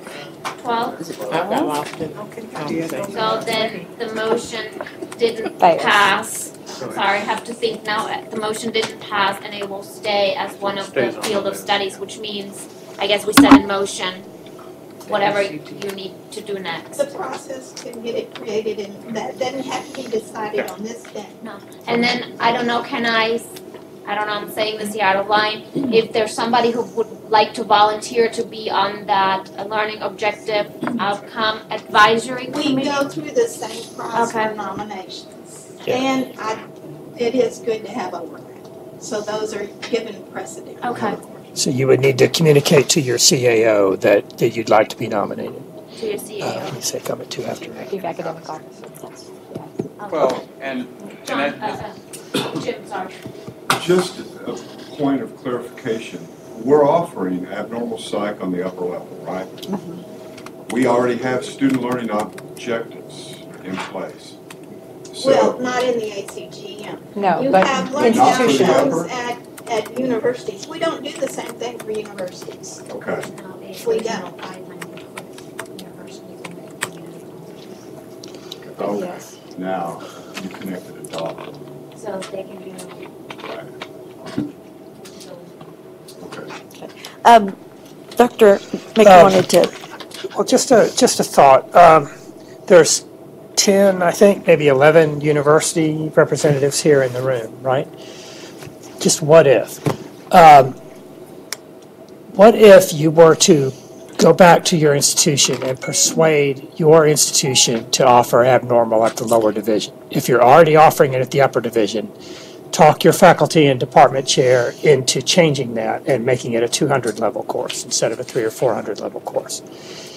Let that happen for a year or two. See what your enrollments are. See how the prerequisites to that course are working out. See how your faculty like it. See if the content of the course has the appropriate rigor for your faculty standards. And then come back to this committee in 2 or 3 or 4 years and see if abnormal could be put in then through the regular channel of having it added to the ACGM. Because if all 10 of the universities here in this room were to offer it at the lower division, am I correct, Leslie, in saying that it would probably pretty easily get approved as an ACGM course?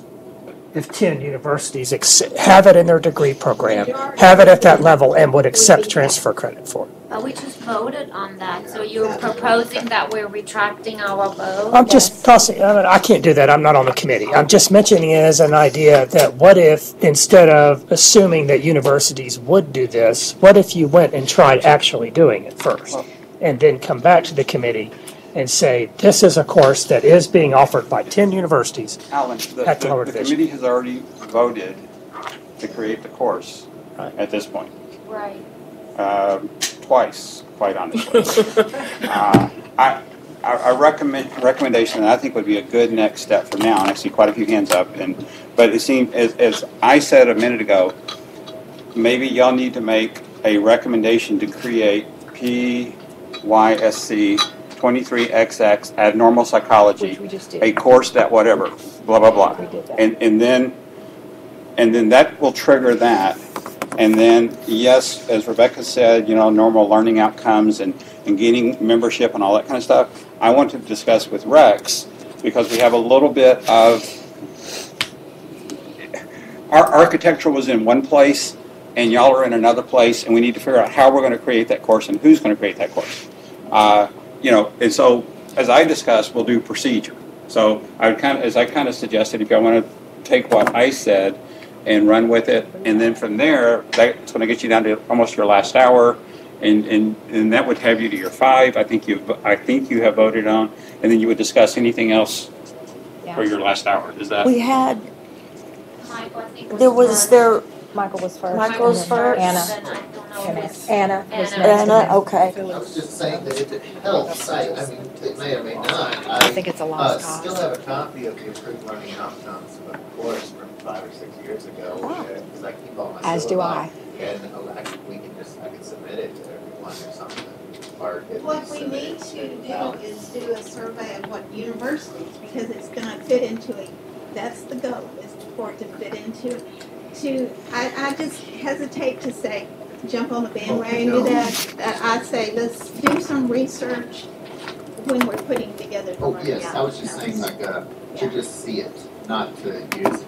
I was just saying, hey, take a look at what. Because we look at, we'll look at, there's 37 universities probably with this program, so we'll probably look at least 37, and then we'll look at, we can't look at community colleges that are not doing it, so we'll look at quite a few to see what they need in the course, what they expect in the course to meet the requirements, and you're going to have to look at those upper division courses, not just the 1 or 2 that might be offered at the lower division. We need to be looking, and also prerequisite, I'd like to see how many universities have prerequisites for this course. There's a lot of issues that probably need to be dealt with and in a studied, research way. So, okay, the next. We did have several other comments, yes. Yes, I just had a brief comment and an experience to share regarding offering courses that are upper level at the lower level. I am afraid that as much as we might try to encourage our chairs to change the designation of the course, it might not work. We had an experience at our university where we offered a 2000 level elective evolutionary psychology. The enrollment was 0. When we changed it to a 3000 level, the enrollment was 100%. The reason being that students are supposed to meet a requirement of a certain semester credit hours in upper division courses. So I don't think it would work. It might be very difficult. I had a similar thought, yes. I was going to sort of piggyback on that and say, and we were sort of eye contacting about this, and the prerequisites basically are going to be these other things for this particular course. But what I was hoping and what I was planning on saying was just, let's not beat this dead horse. We've already voted and that's done. I think we need to turn our attention to brain and behavior. That's just my opinion. Well, let me amend my earlier comment to apply to brain and behavior and not abnormal psychology, that one of the options is to have your institution start offering a course like brain and behavior, and then if enough of you offer it, it could be created as an ACGM course on its own merits. Just thought. So, are we still talking about abnormal, or is that settled? We're done. We voted on that. Okay, so what is our next motion then? To discuss the brain and behavior We have personality left class? to discuss, and we have to discuss brain and behavior. Those are the two, And- and you have an hour left. Yes. So, who wants to make a motion to discuss what first? I make a motion that we just pass on personality, but because most of our people are not going to go off to be clinical psychologists. They're going to be probation officers or whatever. There's enough personality in the introductory psychology book and in lifespan to fulfill the education requirement for the majority of the limited people who decide to be psychology I'll second majors. that motion. You second that motion? Okay, so all in favor of not including psychology of personality?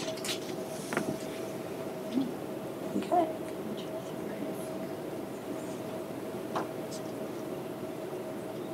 $15? I count 15? Count 16. 16? That was I a didn't quick count myself. dispatch. 16? All opposed?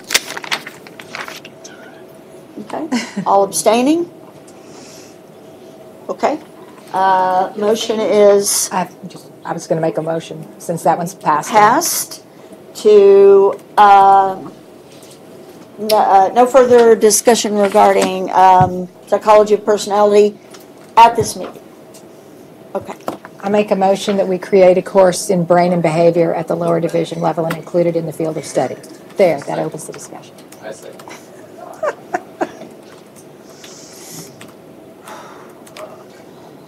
Speak up, Heather.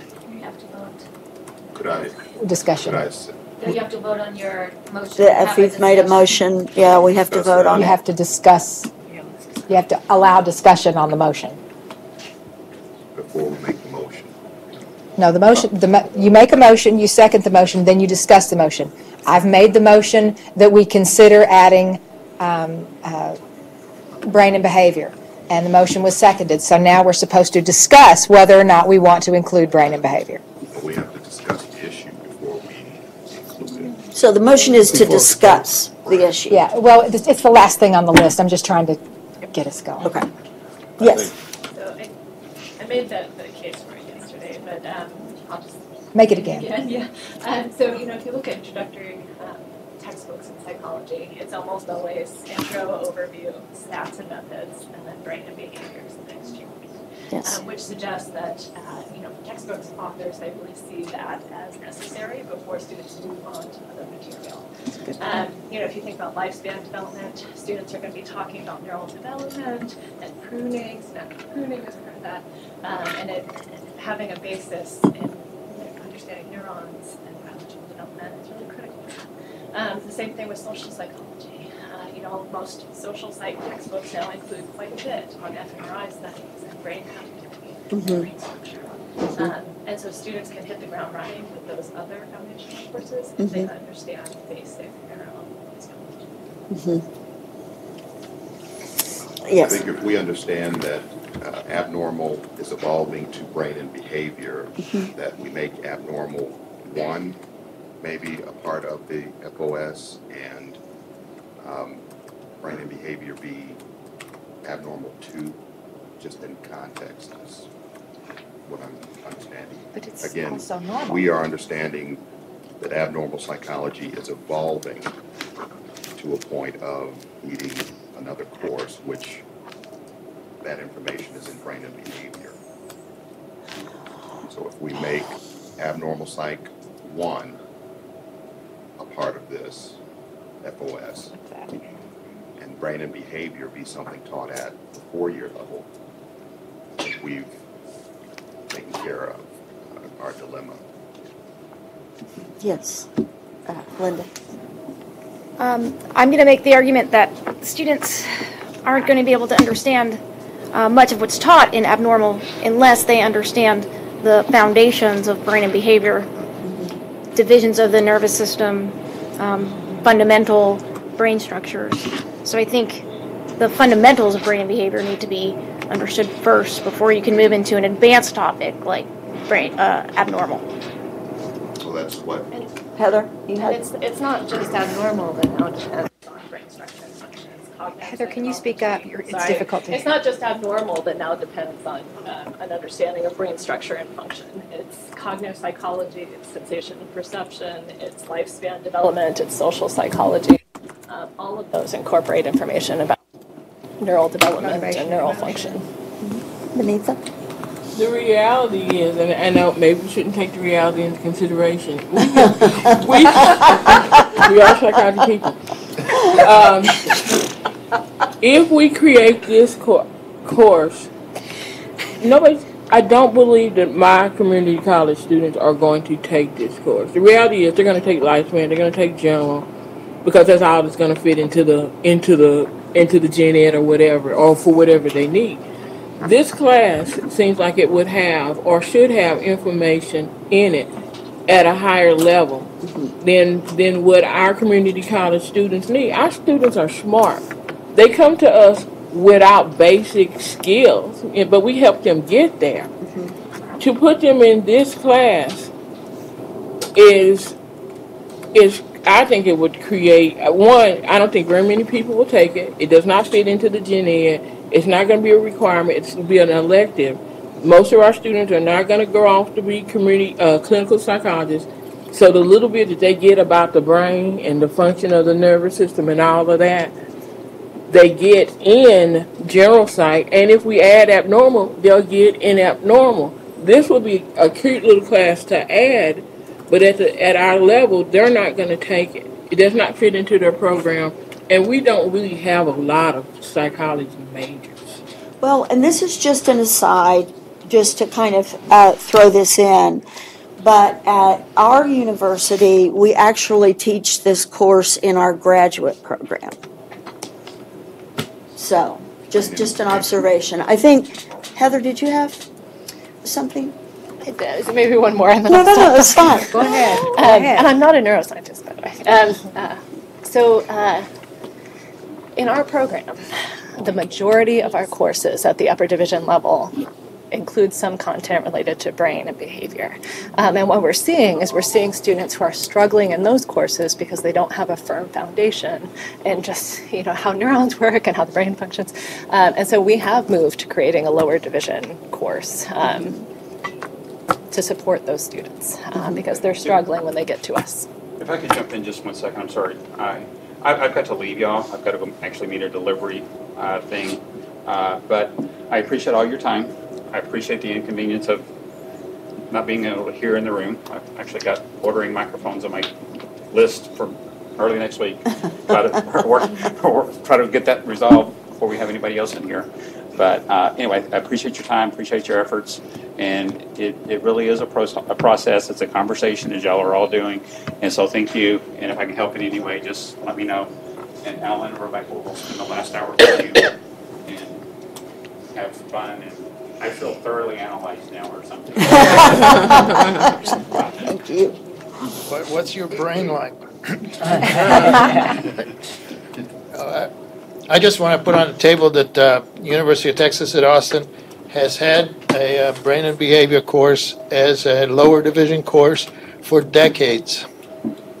So one of the things Rebecca talked about is sort of the alignment of, and if a community college offers this, is this going to map onto what's happening in a four-year school? It maps perfectly onto what's happening at UT Austin. The FOS does not obligate the community college to offer any of these things. It will not obligate a community college to offering a biopsychology of brain and behavior course. And I fully anticipate that they may have trouble staffing it, they may have trouble attracting students. In putting it into the field of study list, what we're saying is that this is what psychology kind of is looking like. And maybe down the road, and maybe 10 years from now, all PhD psychologists are going to have this knowledge, and it's going to be a lot easier for community colleges to hire people who can teach this class. They may not be able to do it next year or the year after, but this puts us on the map to what's an inevitable, an evolution of the field that has already gone a long way. Absolutely, yes. Is there a biopsych? I've lost all of my stuff, so I can't look at the age, whatever. Is there a biopsych class? Not in No. And not in A? Okay. Yeah.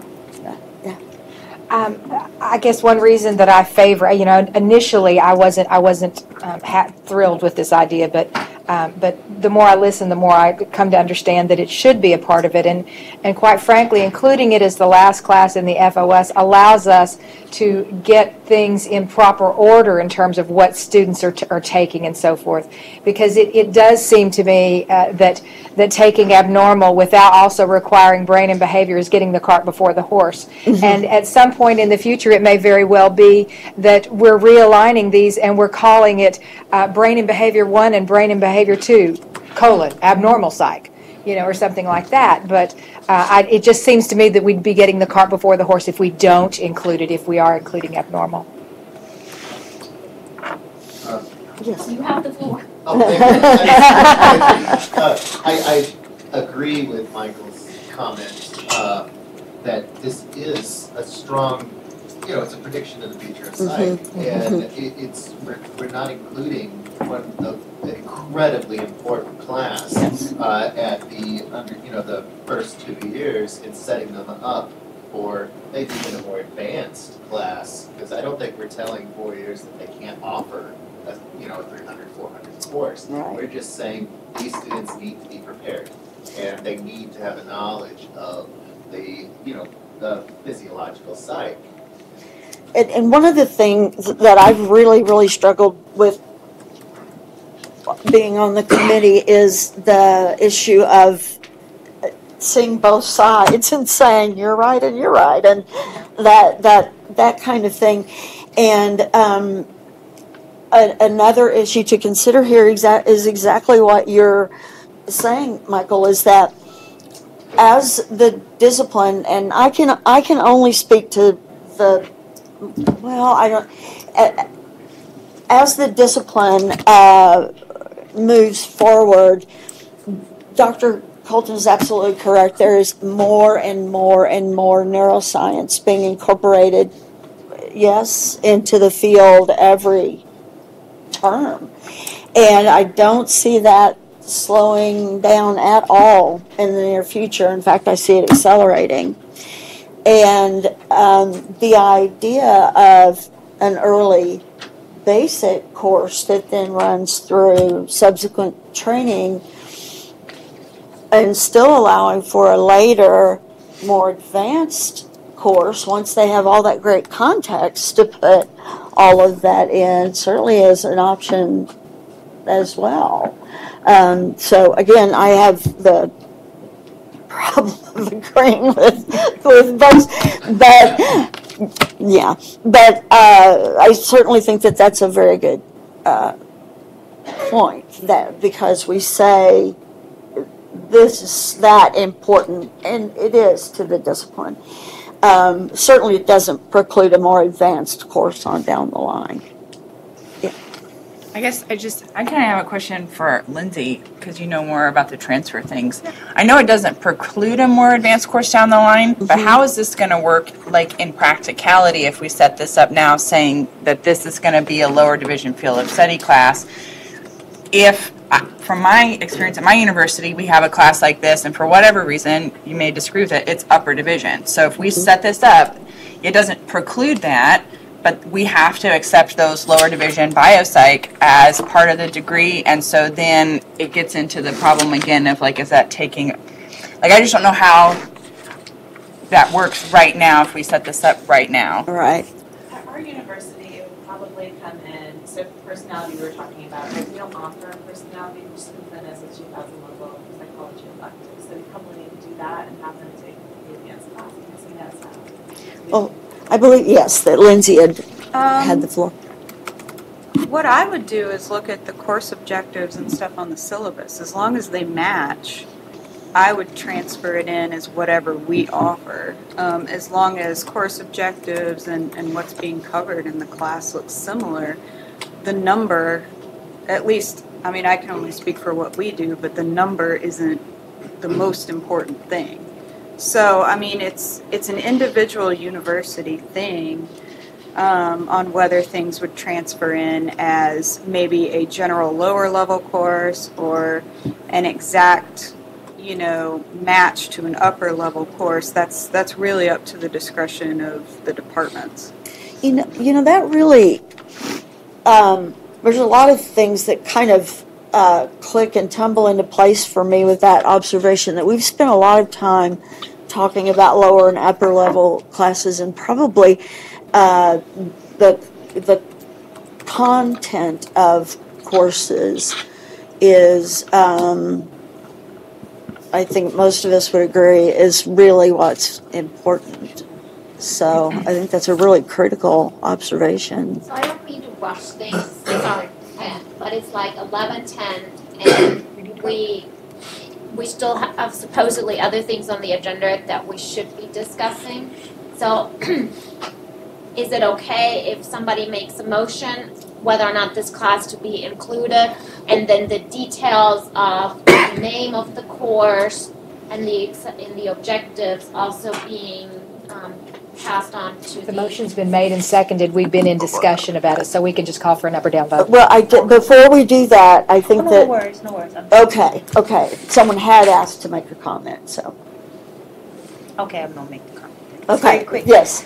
I mean, I think, all of us having gone through graduate school, I guess I see this like stats. We know they're going to have to take more stats courses, but it gives them the foundations and the language and the terminology, because we just want our students coming from junior college to be prepared, Right. And so I guess that's all I have to say.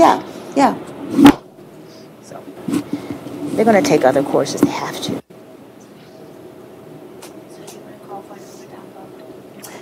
Yes, make a motion, call for... We already did. A vote. You just have to, All in favor. okay, so, all in favor of the motion? What is the motion? Creating and Creating including. Brain behavior. Including brain and behavior in the FOS, The FOS. course, which would trigger an automatic course creation pathway. All in favor? Okay.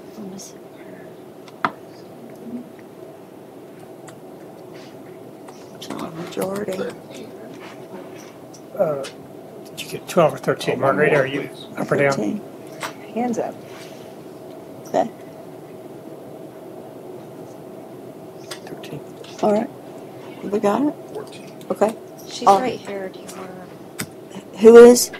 Benita? Benita, Do you want to vote? for or against Benita? For against the addition of neuro. Yes. Four. Okay. So this Those opposed?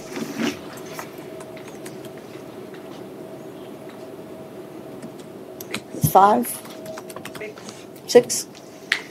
Okay. No, hold on. I'm abstaining, so it can't be. So your math is not right. That's what my next question was. Yeah, I saw 5, so 5 and 1 abstain? No, 2. Yes. I'm abstaining. You're abstaining as well, so, but did I see 5 in favor? 5 opposed? I'm opposed. Opposed? 5. Okay. Okay. Do your abstentions wish to be recorded?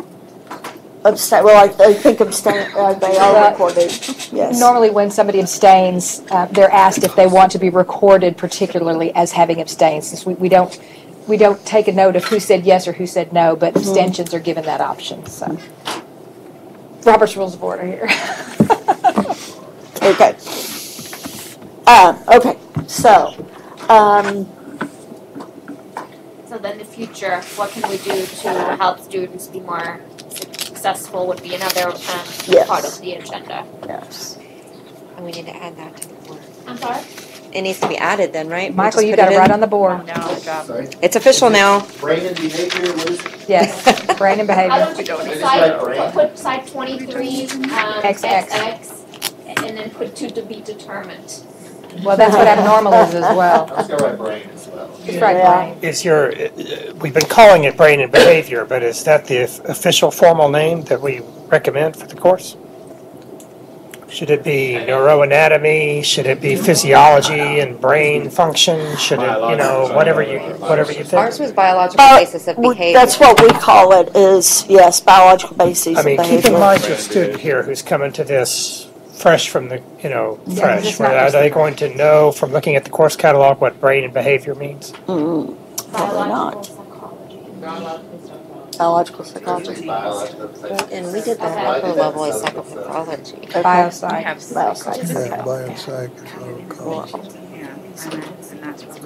Okay, Rebecca points out rightly that when a committee is called, they'll look at all the existing syllabi and they'll have a recommendation or a title that they'll come up with based on what many people use. But for our purposes, what shall we record that class? You want to make that a motion or take a Doesn't consensus matter, on does that? it? It's all that we all know it's the same Call it thing. brain and behavior. Okay, so Rebecca, They'll decide okay. it. Okay. No, how many, exactly. Okay, so, I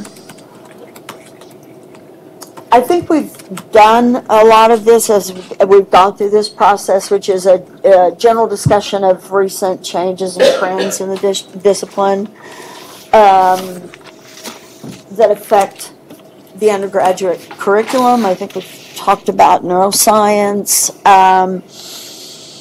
One of the things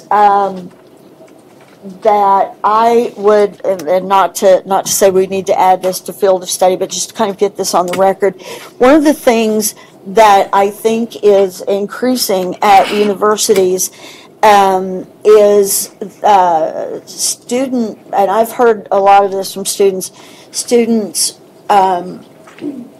request for and desire to have a class in some way that recognizes or reflects, for example, psychology and law, because there is so much increasing overlap with the legal system, with getting subpoenaed, with what you do if you get a subpoena, those kinds of things. That can happen at any level of practice. And I think that increasingly I hear students asking for that, yes. Procedural question. We all have as you said, we all have our things that we're focused on. And of course, for Mark and I and probably some others, the drug and alcohol use and abuse, that sort of thing. My question is this the appropriate forum to discuss courses that we want to be added to the ACG, and even if we're not going to put them on the field of study, or is this something that we need to direct elsewhere? Part of our agenda says general discussion of recent changes and trends in the discipline that affect the undergraduate curriculum. So the only thing that was my intention was to get on the record for any future discussions that this is a growing area that undergraduates are facing. Okay. But statistics reflect that increasingly people in our discipline at any level are becoming more and more involved in some way with the legal system, whether it's malpractice or subpoenaed or anything else like that. So that's my agenda, is just to get it on the record. It has a growing trend. That's all. I'm not proposing a formal course in it at this point or One anything. of the things that comes to mind when we look at student success is also, not just graduating them with a psychology degree, but actually getting them a job. So one of the things is to be realistic. What are their options of getting a job? And this is kind of what you guys were saying, after you graduate with an associate's degree in psychology. So I think more education is needed for the students to realize, okay, if I become a psychologist, what are my career path and what am I committing myself to, what kind of schooling? And is there a way that we can incorporate that as taking back to our institutions and saying, okay, we're going to work on that as part of our disciplines to make sure that students, when they graduate, they know what career options that they have? Perhaps we need to move that forward, but I think that's in the first chapter in general psych as well, is it not? Yeah. Well, we just want to put it out But, there. yeah. as Something that needs to be discussed. Yeah. Two things quickly I will try to make. Forensic psychology used to be a class that was in the academic course guide. We taught it. Not very many people took it in but they took it in the human service technology workforce part to go with the criminal justice. So that maybe in the future, as we look at the future of psychology, that's something that we need to take in consideration. Yeah. And I do, so I agree with you on that regard. Maybe reviving that, or at least considering it, or emphasizing it someplace. Yeah, just something to think about was the only reason. That's right. Yeah. And the other thing is, the psychology is very theoretical and esoteric. And when you get a psychology degree, you don't leave with practical skills. You leave with great knowledge. And so going back to what you were talking about, the associate degree, you got your associate degree, now what you going to do with it?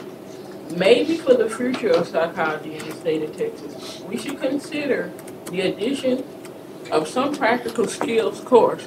So when you leave, and you get that when you take experimental psychology, and you get that when you take, if you take a psychopharmacology class at that level, and you certainly get it in human services, counseling, and interview skills and counseling. So it would be wonderful if we think about, as we think about the future of psychology, giving our students, particularly the ones that are going to exit out, some practical skill that they can use. And maybe that's done in that capstone class that's offered at the level. I'm just saying. Oh, sorry, I can't. Yes. I think statistics would be considered a practical skill. You're right. In other areas. That's one thing we can focus on. And you're right, there might be others that we can add as well. But I think that is one you see in other areas. Yeah. And just a very quick comment, Benita, was I think that there are some similar issues with that. Forensic psychology is increasingly becoming a specialization, and there actually are things in place right now where you actually have to be certified by the state to be a forensic examiner and practice in it and all that. I've seen a lot more success in a broader psychology and law, and that overlaps with as opposed to the specific band of forensic psychology. So that we're just throwing that out there. Yeah. Such as relevant to our discussion, but we're in the middle of a curriculum design. As part of that, they gathered data from our recent graduates right now in the workforce about what we prepared them to do and what they needed that we didn't prepare them to do. And almost everything that they said that they needed that they didn't get from us were these, I forget what they call them, but these non-content related skills. Right? So the ability to present, the ability to communicate, the ability to work in a group. And so I don't know if it's about what we teach so much as how we're teaching it and giving them the opportunity to. Well, and one of the things that I have seen is when employers have been, this was maybe a couple of years ago, when employers have been polled about what is it they look for and what is it that they believe that graduates are least prepared to do, the number one answer that you get from employers is writing skills. Well, that goes back then to that question that we had on that worksheet. Are there any core courses that we would recommend to be part of the field of study? Not so much. One of the things that my students say when they go off to the university that they don't often have, or when they go into their nursing program, is they don't know APA.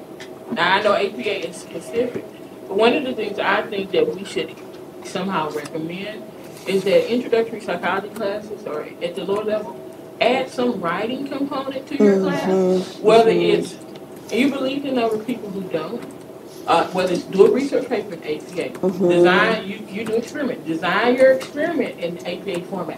At the very least, if you don't want to grade a research paper, do an annotated bibliography in APA. Yeah. So when they go to the university, that's not what they have to learn.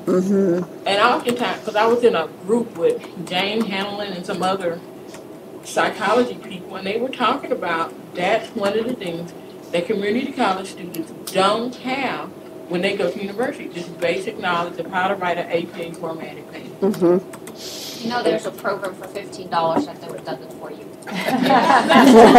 If we just say psychology people include a writing assignment in your class. Thought we all had to do that. We have That's to do not that. required. No, it's required by it's one of the general ed requirements. Yes.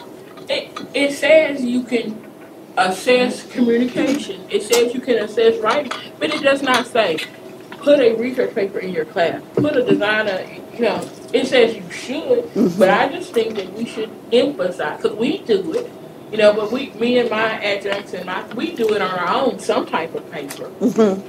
I'm just saying. It's critical. Michael, I think Michael had, no, okay. Phyllis was first, Phyllis, and then I okay. think John, right? I was just going to ask, for the purposes of future research, and as you said, Teresa, to be on the record, I'd like to pose just a question to this group, just up or down research purposes only. If there were an ACGM course at the lower level that was a psych prefix that dealt with the addiction issue, what I want to know, just off the top of your head, what is the likelihood that it would ever be included by this group in the field of study?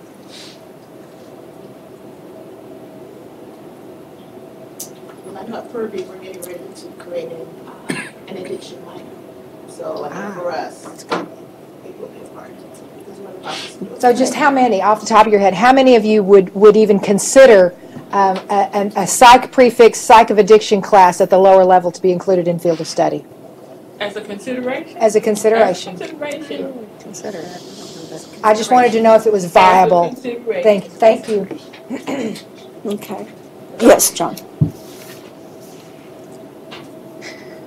I'd like to go back to the importance of writing for the employers and just for living one's life effectively. I don't know if this is state requirement, but our university requires that the student have a certain number of hours of what they call writing intensive courses. The requirements are very minimal in my view, and I'm wondering if we'd want to talk about raising those requirements. I think, and I hesitate to say this, but I think our requirements are that they have to write a 500-word paper or more in the course to designate the course as writing intensive. And in one of my courses, they have to write a 20-page paper, which is a good deal more than 500 words.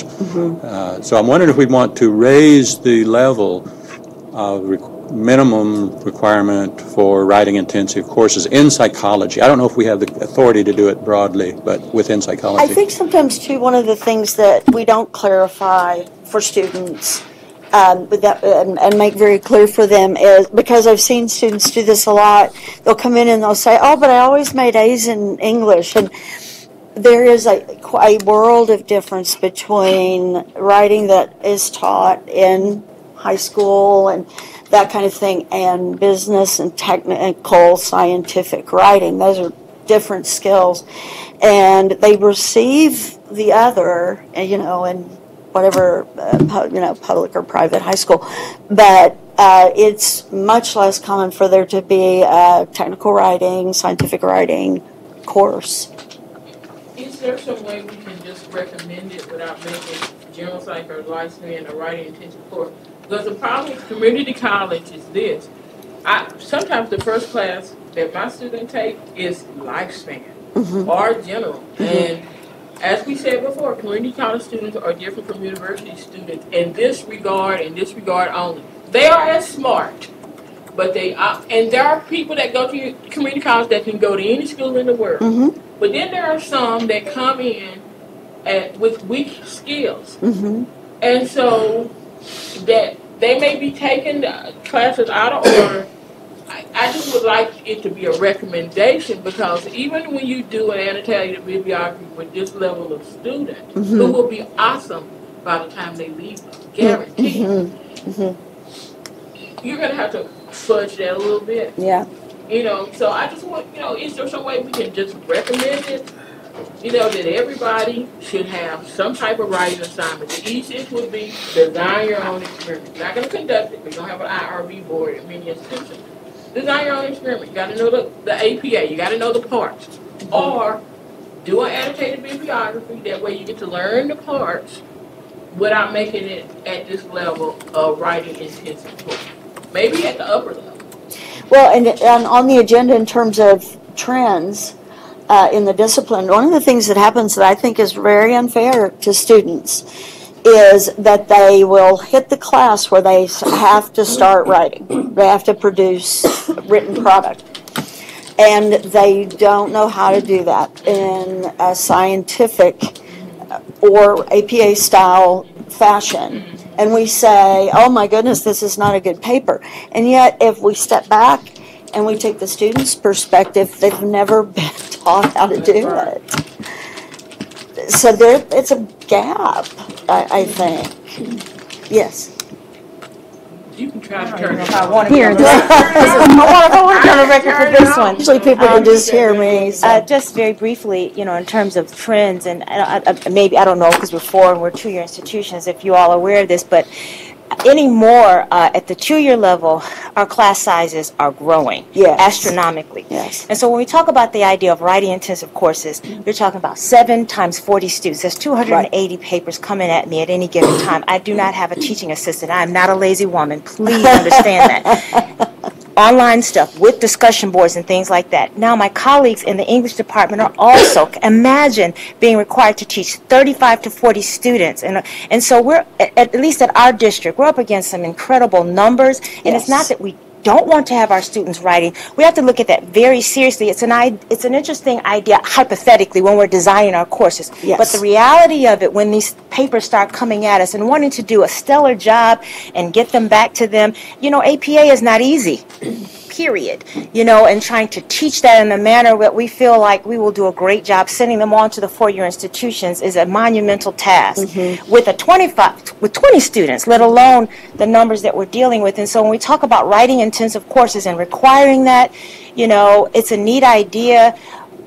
But it's really quite an awesome It's quite task. work intensive, yes. It really is at our level. Please understand that. You know, this is what we're dealing with. Now, again, it may not sound like much, 40 students, but we're talking about with no teaching assistants and you know, and we have early college, high school situations that we're dealing with, and they're lowering the reading and writing requirements and taking away our labs. And so, you know, you say, yeah, give us these papers, but then we become English professors, and I am simply not qualified.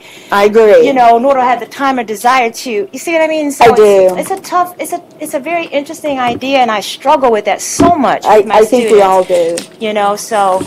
Yeah. It's just the reality of it as we begin to send them on to you guys. Oh no, absolutely. I think large writing components in any class is definitely difficult for the instructor. Yeah, I think. I spend a lot of time teaching writing, both at freshman level and upper division, and of course graduate students. I don't teach APA style, and I have short assignments. I've got a lecture course of about 75 students. They have to write 5 papers. I tell them no more than a half a page. If you're in a business environment, if you write more than a page, your boss isn't going to read it. One of the things we emphasize is the title of the thing. We know that from email. If you don't have it phrased just right, nobody's going to read the rest of it. So it doesn't have to be a big assignment, number one. Number two, there's been a lot of research on what's the most effective feedback for writing. And my tendency was to, well, you got this verb wrong, you got a tense doesn't fit here, and that's awkward, and you should move this clause over here, and I got to tell them all that stuff. Well, if you tell them all that stuff, all they're going to do is to copy it over and take your suggestions. They don't actually learn how to do that. Right. So the strategy that's recommended is called minimal grading. So you read the paragraph, is it an A, B, or C, and you put A, B, or C. And you give it back to a student and say, try to edit this. I mean, writing is mostly editing. And so you give it back to the students, how could you make this better? And then they're forced to think about, what fits here and what fits there and what's the order of the sentences. And it reduces your burden a great deal and actually makes it more effective in terms of trying They need to learn the skills. Yeah, Yes, absolutely. Yeah, they need to. My papers are not long. My research paper trial pages. That includes cover sheet, the abstract, 2 pages, double-spaced body, and the reference sheet. Because they need to see that. They need to get into the data, know how to get into there to do the research, and how to analyze it, bring it back, and spit it out.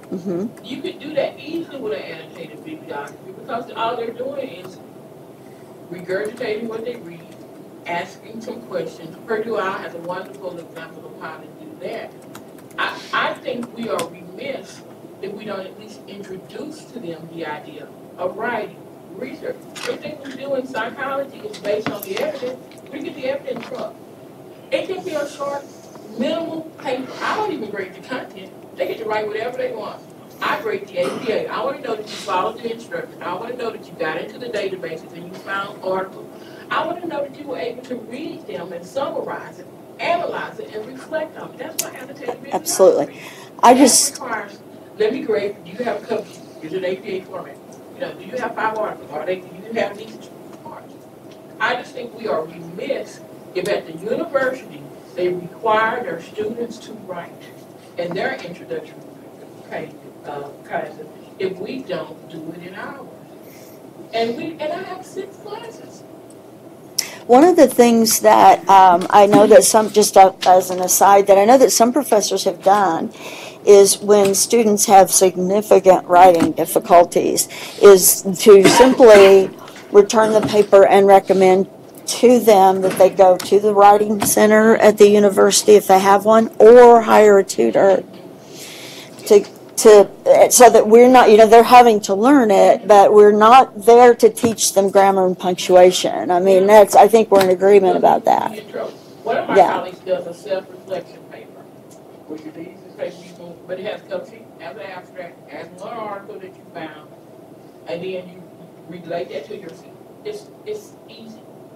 I just think that we should at least consider, even if you don't make them write a paper, introduce the idea and the concept about the database, so that when they get to university, they're not behind the curve. That's all. Yeah, absolutely. Yeah.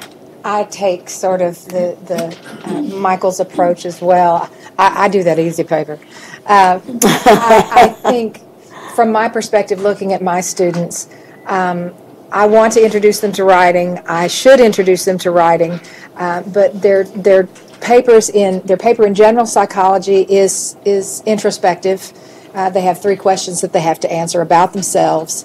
That requires it meets the critical thinking and all of those others that we're supposed to be to be doing. And then in lifespan, it's actually a personal assessment of their goals, and they have to focus on objectives that are observable and measurable and all those sorts of things. In other words, not just I'm fat, I want to be skinny, but I'm this much overweight, I want to lose this much weight, and this is how I'm going to do it, that sort of thing. And by doing that, it gets them writing in full sentences without you are, the text speak and things like that. And they are required to have a cover sheet and so forth. But I'm like Michael, I'm not pushing them on APA first. I just want them to be able to write coherently first. And that's my focus. I focus strictly on content, and I take a few points off if there's no cover sheet, but it's strictly content. So I think, look at me. I think that they, Yeah. I'm sorry, Heather, what? One thing that our students felt like we over-prepared them for was APA stuff. It's probably not the like the best roller coaster ride in the discipline, but it's yeah. Suggestion, when I do writing in classes, I have a first step where they bring it in, and for like credit, no credit, they have to do peer feedback, and they switch with a peer, and they do all the writing and editing and feedback, and then I don't have to do it, and I'm like, good job, you're writing, you're learning, and then they have that step, and then they turn it into me, and that's not work for me, that's them. So just a Great suggestion. idea. Lazy.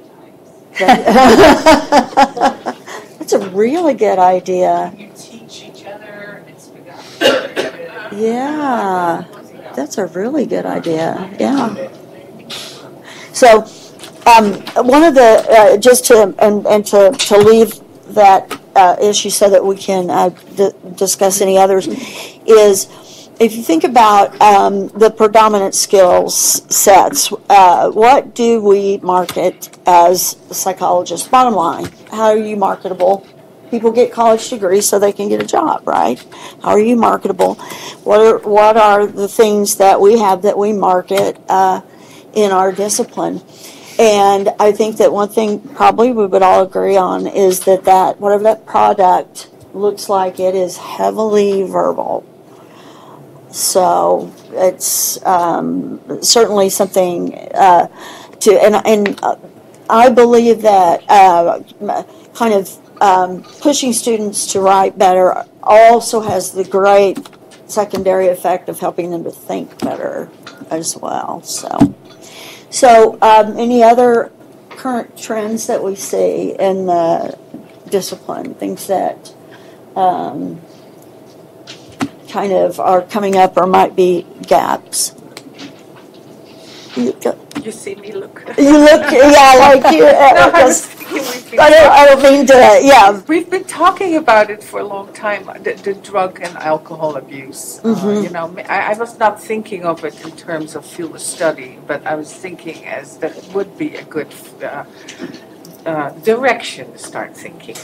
And I was talking with Phyllis yesterday, and I don't now, but I spent a significant part of my career working in a state hospital, and the majority of the clients that we had, and these are the people that are kind of about as ill as you get in mental illness.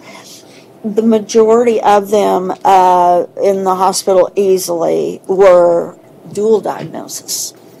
They had a mental illness and a substance abuse problem. And dual diagnosis is also its own animal. And there's not, I think sufficient preparation too for dealing with dual diagnosis issues too. Yeah. I agree, but dual diagnosis has to include the addiction side. We've got the psych part down. Nope. We got to include the addiction side. And the other thing I was going to say was to piggyback on what you said about state hospitals. You'll find the data in the prison system, in Yes. criminal justice is pretty much identical. Yes, it is. It is. The other thing I wanted to bring up, nobody was that interested in the psychology of adjustment. Mm-hmm. At our school, it's been a tremendous success. All the criminal justice majors take it, and it's a great lower level class. No university will dispute you on it. Mhm. So think about when you're looking at your curriculum, you may want to include that at the lower level.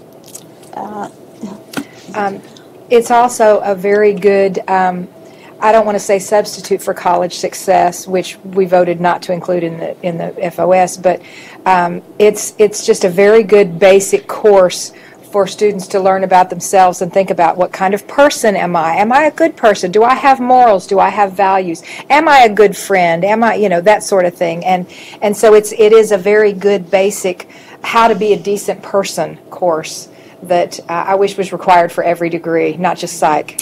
And one of the things that I so agree, one of the things that I tell my classes, my general classes, when I talk to them is, you wake up one morning and you're 18, and all of a sudden you're supposed to know how to make good decisions and have good judgment and solve problems and, do all those things in the world. And yet the problem is that nobody has really very specifically sat down and taught you how to do that. They do that in the college success, the Yes. frameworks classes. Yes. And then the upper level of the frameworks class to me is psych of adjustment. Very critical. And how do you teach your clients then those things later if you decide to go into the application part of the field that's going to transfer? So, yeah, I think Dr. Mike, did you say there was a FOS for the human services classes that were coming up? Because one of the, I'll tell you why I'm asking that. Our alcohol drug abuse courses are taught in human services, they don't transfer. However, I'm looking at the classes that we have just put in the FOS, and one of the things that we did a lot at our campus is like when I taught psych adjustment, it was a class that they added into their human service. And so there looks to be in the future perhaps some crossover here so that your human service students will be able to take classes that will fulfill their requirement, but will give them more transferable hours. Because learning services in psychology just really hate to step cousins. They don't like each other. We teach them pretty much the same thing. And so I see some crossover, some potential for that. And that if you get in the redesign of human services, alcohol abuse and counseling, if you take, because we teach it at normal psych with the Wickham course, but if we teach it at AC on the academic course, that means the psychology students could take it and the human service students could take it too. And the only reason I'm thinking about this is we're getting ready to do that pathway thing, which I don't really quite understand. But it looks like there's going to be some potential for overlap there. yes. Who knows? Y'all make it. And I think that's one of the things that we've all struggled with a little bit is, again, I tend to think in terms of Venn diagrams, and there's so much overlap with all of it. And research tends to tell us that most people actually strongly agree with each other about what is desirable in school or society or whatever else. Where they disagree is how to do that, but we tend to agree about what is desirable. And one of the things that the human service people do best is all of their students leave with some practical skill. Interviewing, counseling, drug and alcohol abuse. Can't say that for the psychology people. Really good thinkers. Psychology is, long term, Lindsay, you had? I was just going to say, we have about 15 minutes left. And Yes. It seems like our conversation is not really all that directed at the moment. So I was wondering if maybe we could either direct the conversation or move to maybe the overview of the timeline for public comments. Just to say, I thought we were talking about the future. Yeah, I thought we were directed in that way. Now we can change direction. Yes, our direction here is general discussion of recent changes and trends in the discipline that affect the undergraduate curriculum. So honestly, we never finished that. Back at about an hour and a half ago, it was a motion to complete that, and we moved to two or three other things. To complete the FOS list.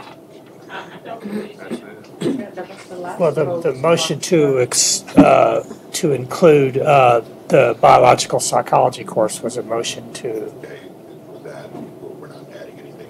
We have voted up and down all the other ones. We have, well, I think maybe human sexuality was like not really voted down for the record, but it was, okay. Then everything has been voted up and or down. The last part of this was the previous psychology, which is what Just trends, and that's what we were talking about. and can now Yes. end. That, basically in addition to the FOS courses, that I believe at this point we've voted on, and it's 18 hours, yes, and we voted on that. Then the next item on the agenda was trends in the discipline.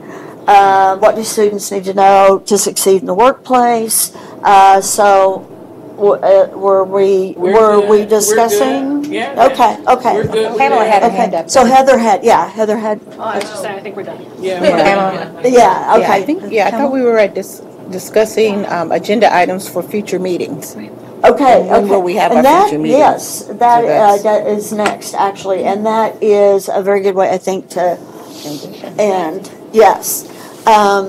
So the things to put on the agenda for any future meetings, which at this point I don't believe we know how long or not that's. Yeah, it's difficult to say. Yeah. What happens next is in a few weeks, this will go out for a 30-day public comment.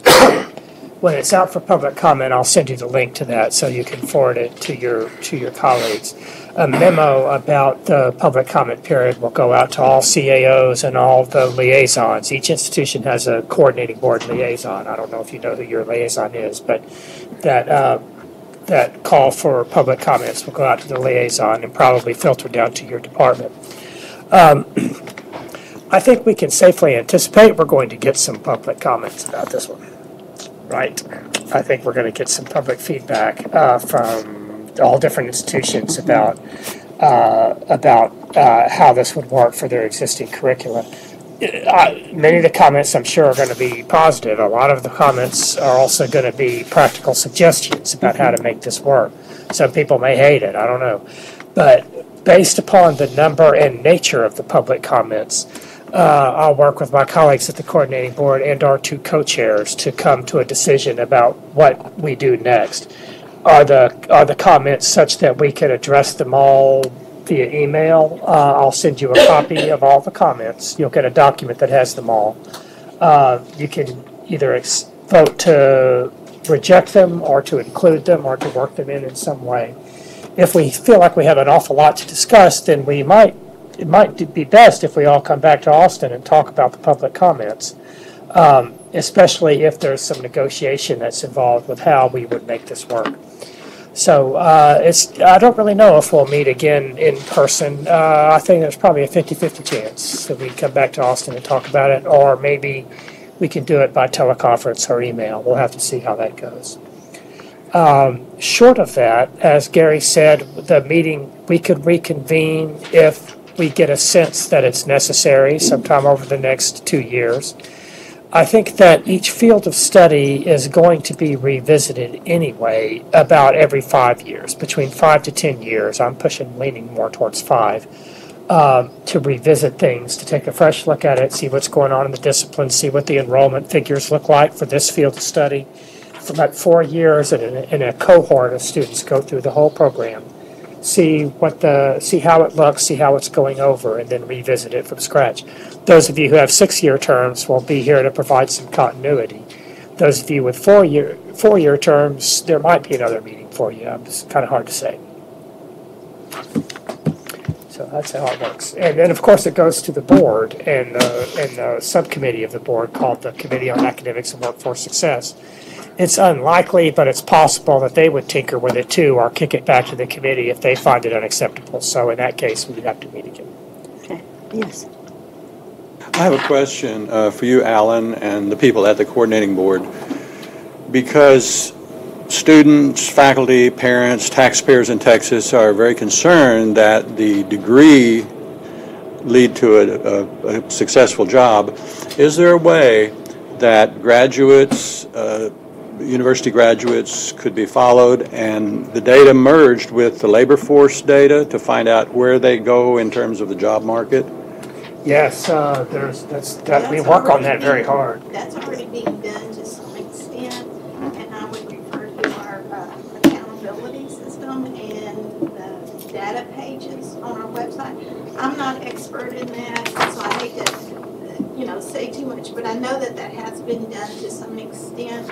And Julie Eklund is the assistant commissioner that oversees how far we're going in that. So I would suggest that you check the pages, and then if you still have follow-up questions, contact that division. Could you send us by email some guidance in terms of how to access that?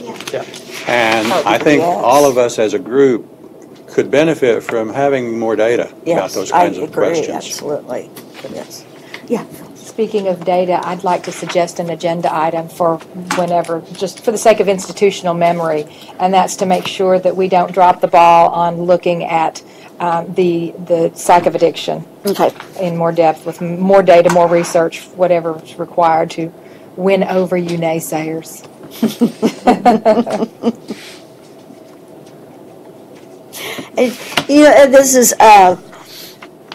This is just it's probably in a way a good problem to have. Is there's just so many great things to want to include in our discipline. I think that it's certainly much better than having the opposite problem, but and it's the difficulty, and I think what everyone struggles with is it is all important. All of it is important. So it's very difficult to prioritize it. So for future agendas, we have about 6 minutes. Anybody else formally want to have something on the record for a future agendas? Yeah. One of the things that struck me about Rebecca's comments was this issue of alignment in terms of what's offered at four-year institutions in the first 2 years versus what's taught at junior colleges in the first 2 years. So I think my consideration of some of the issues we've been talking about might have been a little more reasonable if we had the data, because I felt like we were kind of making assumptions and a lot of the time I was thinking in terms of what does the field of psychology need, and that's not as germane as what do the students need who have these offerings at the junior college level and then are facing anyway. So that alignment data I think would be really useful. Yes.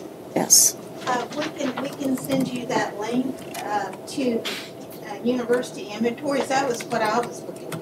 Mm-hmm. I pull up on our data pages what is reported as university inventories, and I look at the course description or the titles, and it indicates if it's taught at the freshman level, the sophomore level. That's how it's funded.